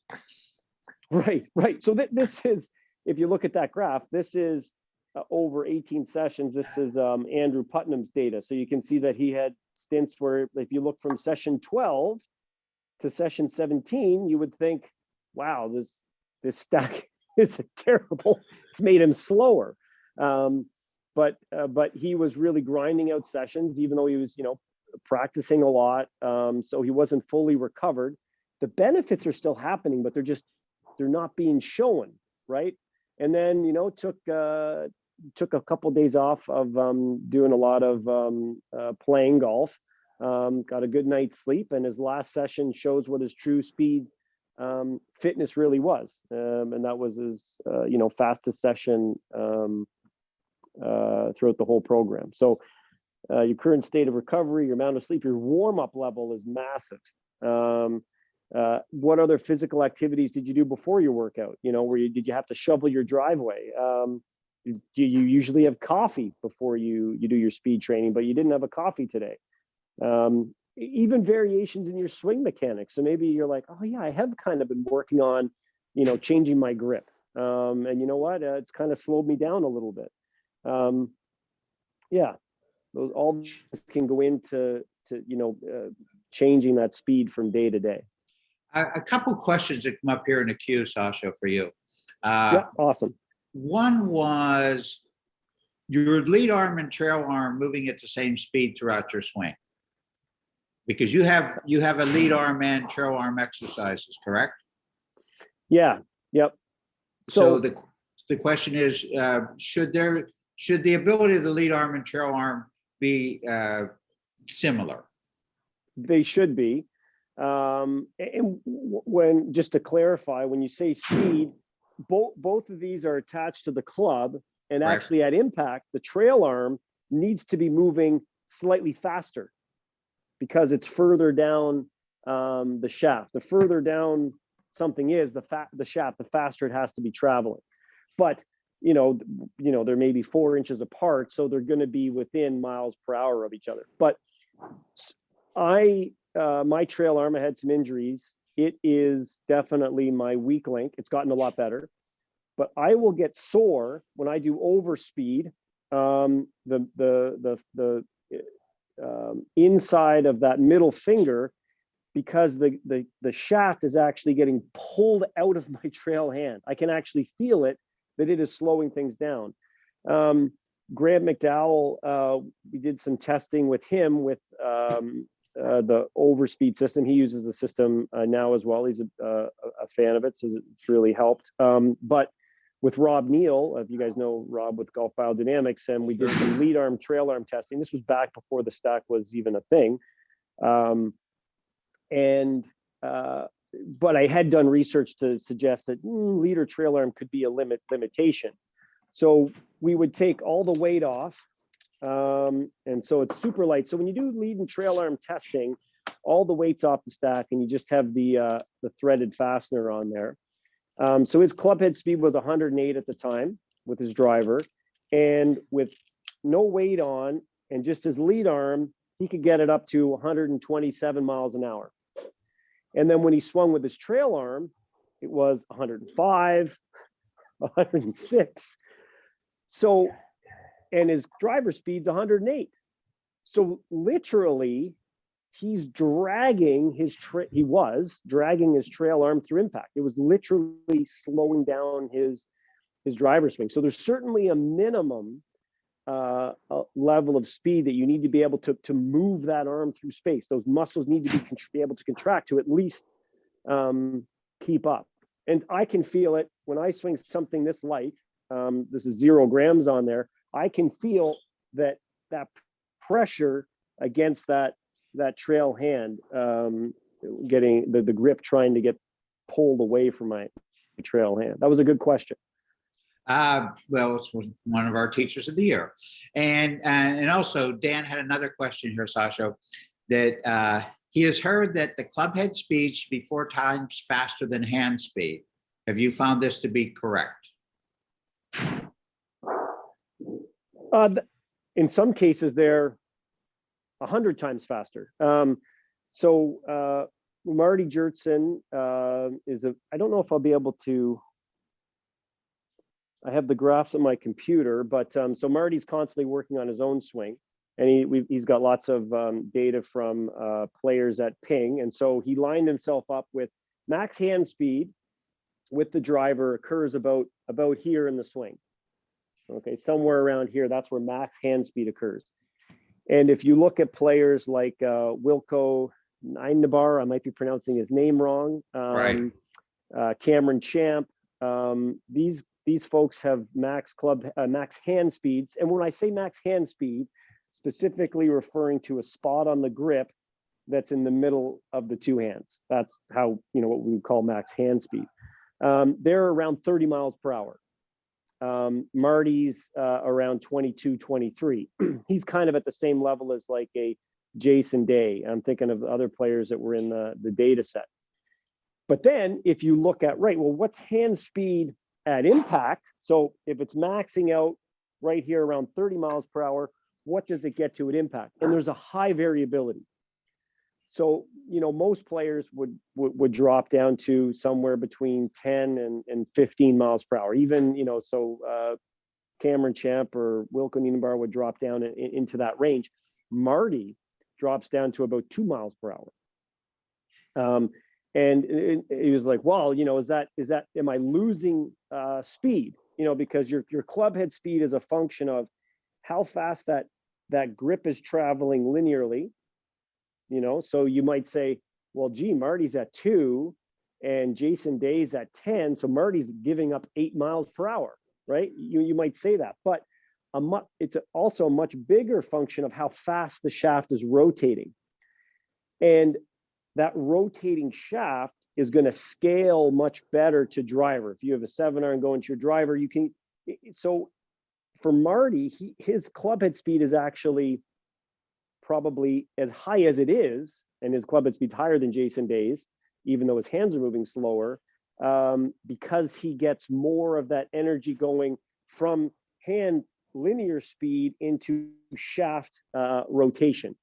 And the only time where I would consider someone maybe keeping more speed in the body, having the hands move linearly faster, might try it out if they were struggling with dispersion. But Marty's got an amazing dispersion with his driver. He's a very accurate driver.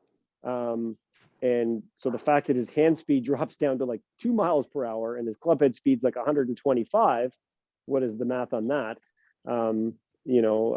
60 times one speed over the other is inconsequential. It's something that I wouldn't change. Okay.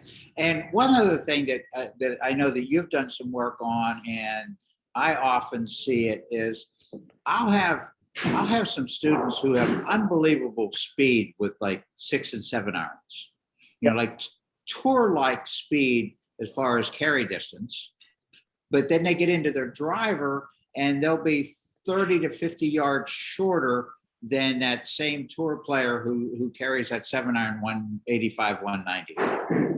So there seems to be a fall off a lot of times between irons and driver. Yeah, I did a pretty extensive research study on this, and I think the presentation's about 1 hour and 50 minutes. It's on Vimeo, so if you're interested in it, I think, I apologize, I'm raising, with that particular video, I'm raising money for the World Scientific Congress of Golf, but it's $20. It's packed full of science. All the money will go to the World Scientific Congress of Golf. So we can find it on Vimeo? Yeah, Sasha MacKenzie Vimeo. It's driver versus 7 iron, but I can give you the highlights of it right now. I'd like to see that. So with the study, what we did was took a group of somewhere between 20 and 30 really low handicap players at Ping. They hit a whole bunch of 7 irons and a whole bunch of drivers, and wanted to figure out, well, what is the ratio of 7 iron to driver? What should it be? And if there are differences, why are there differences? So there are 2 main reasons why John and I might both swing our 7 iron at 95 miles per hour, right? Which would be somewhere around tour average-ish these days. Maybe it's a bit fast. 95 miles per hour, but then my driver is only 110 and John's is 120.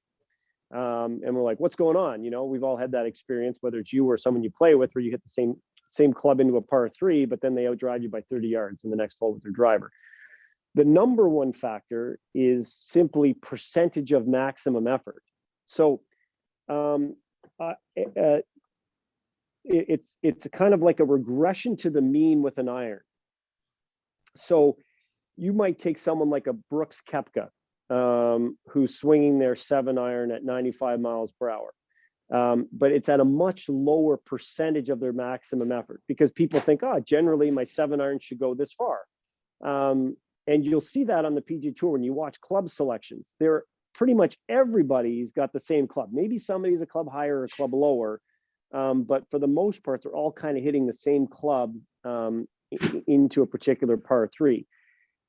And it's kind of like, this is a 7 iron distance. So someone who has really low capacity, like say like a Webb Simpson, he's like, well, I can get my 7 iron there. So he's swinging his 7 iron at like 95% effort, whereas Koepka's swinging it at like 88%. But both their 7 irons go the same distance. And I maybe they don't, those 2 players might not exactly go the same distance, but just kind of making the case that we have this regression to the mean with irons. But then you go to driver, where it's not about hitting a particular distance, it's about hitting as far as you can. And Brooks goes, well, I got tons in the tank, so I'm just going to swing my driver harder. And you have to swing your driver as hard as you're swinging your 7 iron, because you don't have any extra capacity. The second one, so there's not much you can do about that. I guess you could swing the stack to increase your capacity. The second one has to do with the hand speed question that I believe it was Dan just asked. So we can think of club head speed being a function of how fast our hands are traveling linearly, right? And how fast our shaft is rotating. Those 2 things are going to add up in a way to give us club head speed. Okay. If you have really fast hands linearly moving through impact, with your 7-iron, that's not going to scale to your driver. So hopefully everybody can see my 7-iron and driver here. If my hand is moving at 10 miles per hour, both that 7-iron and driver will be moving at 10 miles per hour. That linear speed is no different down at the club head for either the 7-iron or driver. It doesn't scale. But if I'm getting more of my speed with my 7-iron from rotation, now we can see that that will speed up. That driver head's going to be traveling linearly a lot faster than the 7-iron head is. So you could have two players that have the same 7-iron club head speed, the same percent of effort they're using, but if someone's got fast hands, that's really going to hurt them when it comes to how fast they can swing the driver. So Marty, this was actually something that really changed in his swing. He's really getting a lot of bang for his buck and going from his driver to his 7-iron because he has very low linear hand speed. So what would you think is most important for the speed training application? Consistency, doing this every day or every other day as the app recommends? Two things: consistency, but also the number one reason. So it's getting a bit busy now, but I would reach out to folks who only increase by a mile per hour or two and have them send me videos. Everybody got faster. On average, the last 1,000 programs that were completed, the average increase in club head speed was 6 miles per hour. And some of these are, it's their third program. So that average is down a little bit. But I would reach out, here's someone that's only gained a mile per hour. What's going on? I'd reach out, hey, a lot of times it would be, well, I was injured or I was just playing around. But most of the time, it's lack of effort. So they don't understand that if I swing like this, I might have to put some more weight on here. So there's a difference between full intent in the app and maximum intent. And you can feel like you're doing a lot of work. So if I'm a sprinter and I'm trying to get faster and I go out and I run 100 meters at 90% effort and I jog back to the start line, I run 100 meters at 90% effort, I jog back to the start line, I'm not going to get any faster, but I'm going to leave that workout feeling exhausted and thinking that I'm doing a lot of great stuff. So we'll have people who, always swing and have this really tight, balanced finish. And they're like, well, that's how hard I would swing on the course. And they'll keep these nice, tight swings. And it's like, you have to go at max effort. Otherwise, there will not be a stimulus. And so you should be falling over a little bit. That's the number one reason, is they're not pushing themselves. And if I see those swings and I'm like, when was the last time you had to take a step to get your balance? Never. Well, then you're probably not swinging hard enough. And there are people who don't follow the instructions. They'll say, we've got 2 to 3 minutes built in between sets and 20 seconds built in between reps, and they'll do their swing. And so I didn't even know where this was happening until someone sent me a video. They do a swing and then they go grab a set of dumbbells and do like bicep curls, or somebody had a kettlebell swings. So now they've just fatigued themselves and they go grab the stack, and it almost looks like a CrossFit activity.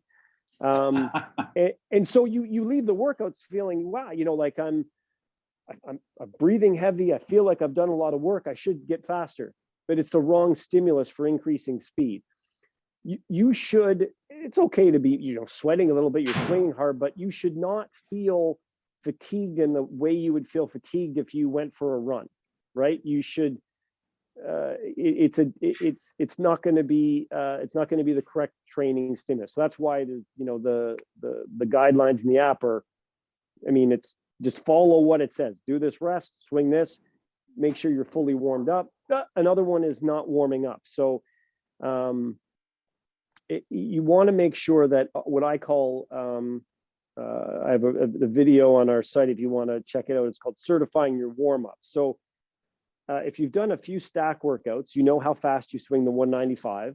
So John, how fast do you swing in the 195 if you look on your phone in the last workout? Oh, let's see here. Let me find my app.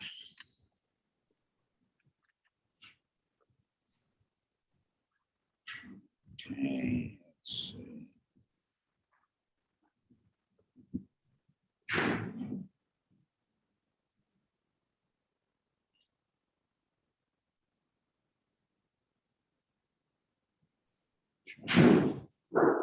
That's gonna tell us a lot, isn't it? It's all right. Use actual data, make it interesting. Okay. Stack 195. The highest I have been has been 90. Okay. And the lowest I have been has been 81. Okay. So variable training between, obviously variable numbers between 81 and 90. Yep, and that's over a bunch of sessions. So you'd set your radar up, you do your warm up. There's a guided warm up in the app. It's about 15 minutes long. I really like it. Most of the tour players really like it. And so I've done my 15 minutes warm up. I got my radar down, and I've got 195 on, and I take my swing, and I'd look, and it says 84, even though I know I can swing it at 95. So you know what? 84. I'm not warmed up yet. I might feel warm, but I'm not warmed up yet. So I'll, wait 10 or 15 seconds, take another swing, and 88, okay? And I will wait till I can take a couple of swings within a mile per hour or two of my recent 195 swing, and then I know I'm warmed up. But if I can only swing this at 82 and I've swung it at 90 my last session, then I'm not ready to go yet. So that's called certifying your warm-up. So lots of folks will jump right into the workout, and they'll do half their workout and they're not even warmed up yet. So that's another common mistake. Sasha, something that I have come to appreciate and detest at the same time that you built into the app, so I'm holding you responsible, is the grit score. Tell me about the grit score. Yeah, so it's a single number that represents how well you're adhering to the program. So it's made up of three things. There's three sub grit scores that go into it. So we look at your rest between reps. So we have a lot of data now. If you take a swing, if this is what your training looks like,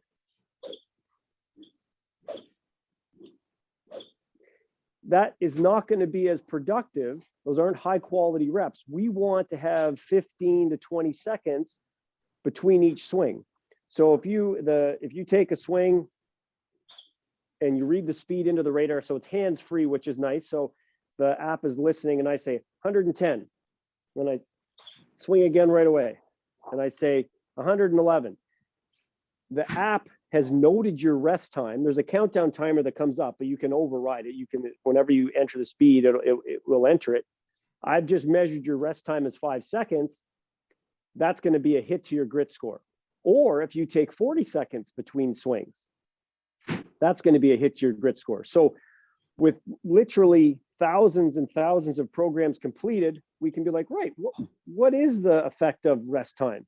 Oh, these people that didn't take any rest, they didn't get as fast. And it's not like comparing two people to two other people. It's like, let's compare these 500 people who didn't rest long enough to these 500 people who rested the right amount of time to these 500 people that rested way too long.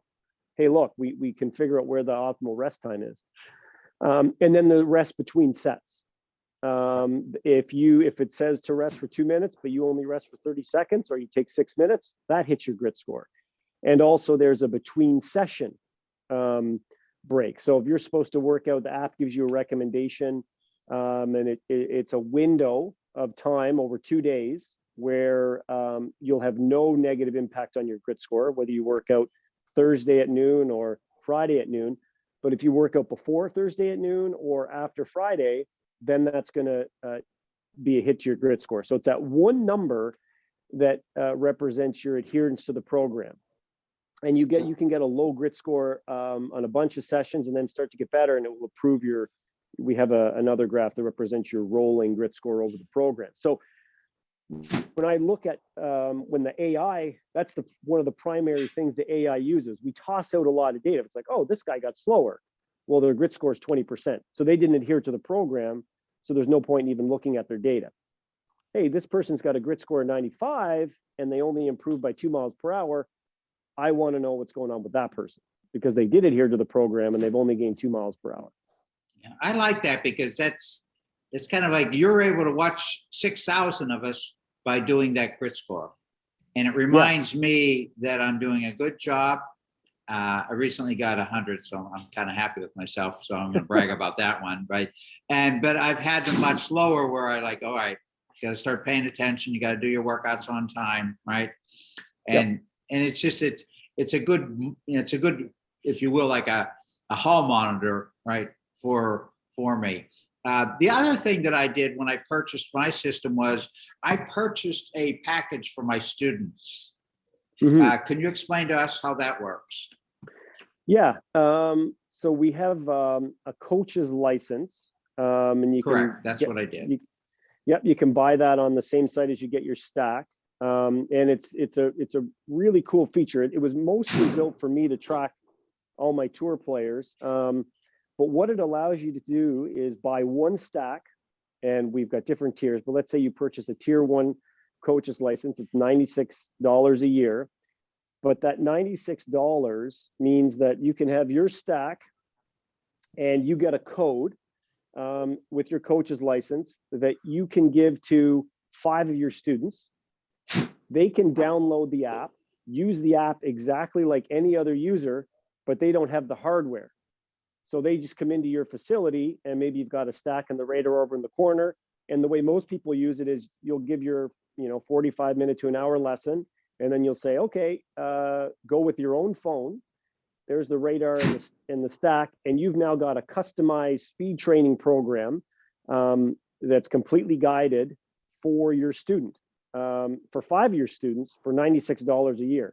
So, you have to say, well, what would it cost me to have, Sasha MacKenzie as a personal trainer that's going to design a specific speed training program for 5 of my clients and have an app that's going to track all of their speeds. And also you can log into the app and see all of their speeds as well. If they've signed into the app using your coach's license code, then they pop up in your stable of golfers. So when I go onto my app, I track all my tour players and I see when their workout is, how fast. I can see everything they can see in the app. And so, you really only have to, for those 5 individuals, you charge them an extra $50 a year for this customized speed training program. And you've more than, made your money back for the cost of that app. And you could obviously charge them a lot more. Yeah, I like that feature a lot because that allows you to track them as well. A couple of things, Sasha. Could you address, here's another question from Dan. Ground forces relative to increasing club head speed. What have you found in your research? Yeah, they're important. It's important to have put them in the right perspective. So if we go back to the framework for increasing club head speed, let's see if I can find that graph. So this might be a good one to show.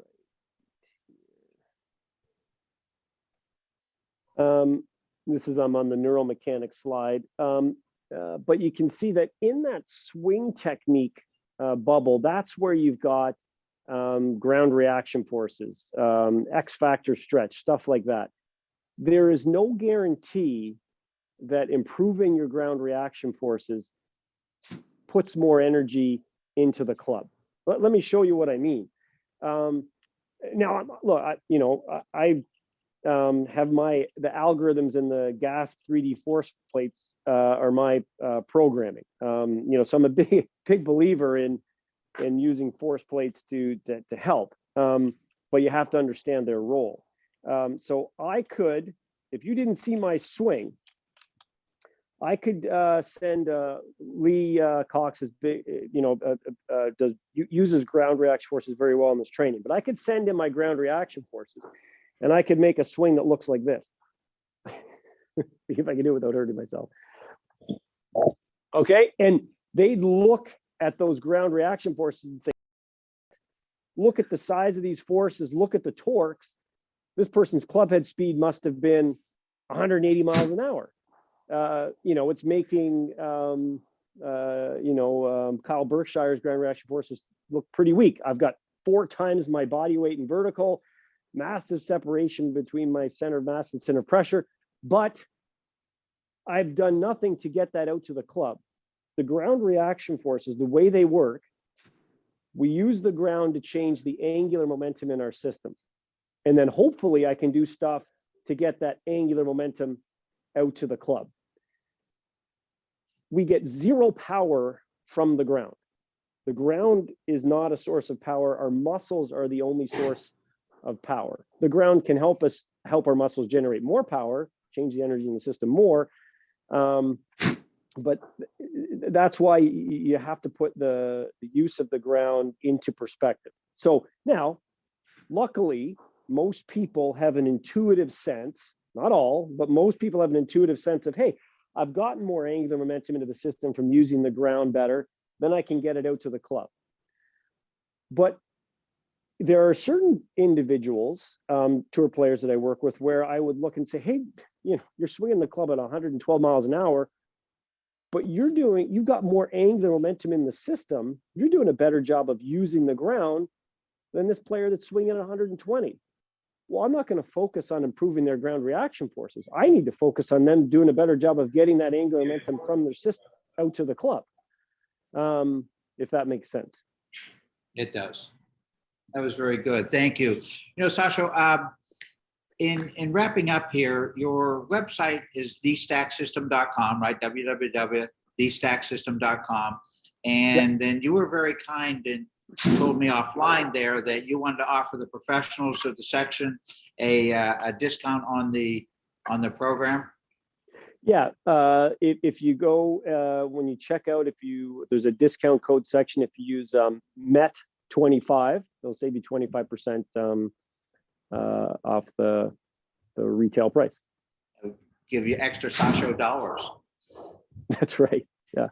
Sasha, this has been great. The 2 hours has gone by much too quickly for me, but I really appreciate your time and taking and being with us this morning. And it's been a number of years since we've had you down here. I think you and I need to talk offline and figure out a program going forward when you're able to travel without any restrictions, and we have good weather here, so we can get you out on some of our golf courses and maybe do something in a fall event for our golf professionals, for our teaching professionals, our head professionals, and their assistants.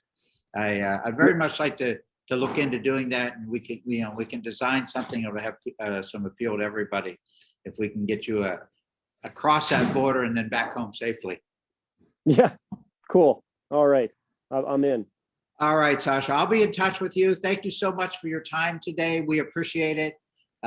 We had a really good turnout here, over 60 of our golf professionals, and they all hung in there. And I'll be looking to get another 3 miles an hour, Sasha. I'm going to try to get my 7 to 10 so I can be in that special category of yours and be part of your demonstrations going forward. Awesome. I'll call you soon. Okay, thanks, John. Have a Sasha, good day. have a good day. Stay warm. Thank you so much. Yeah. Okay. Bye-bye. All right. Everybody, this is going to conclude. We're on again next week. We're going to have Paul Ferrone on Tuesday morning. And if you're able to come, or send one of your staff members up to the Performance Center up in Ridgefield, Connecticut, and we'll go from there. Thank you so much. And again, it's the stacksystem.com is the website. MET25 is your discount code. And Sasha said that'll be good for the rest of the month of March. So get training, and we'll see you soon. Thank you, everybody.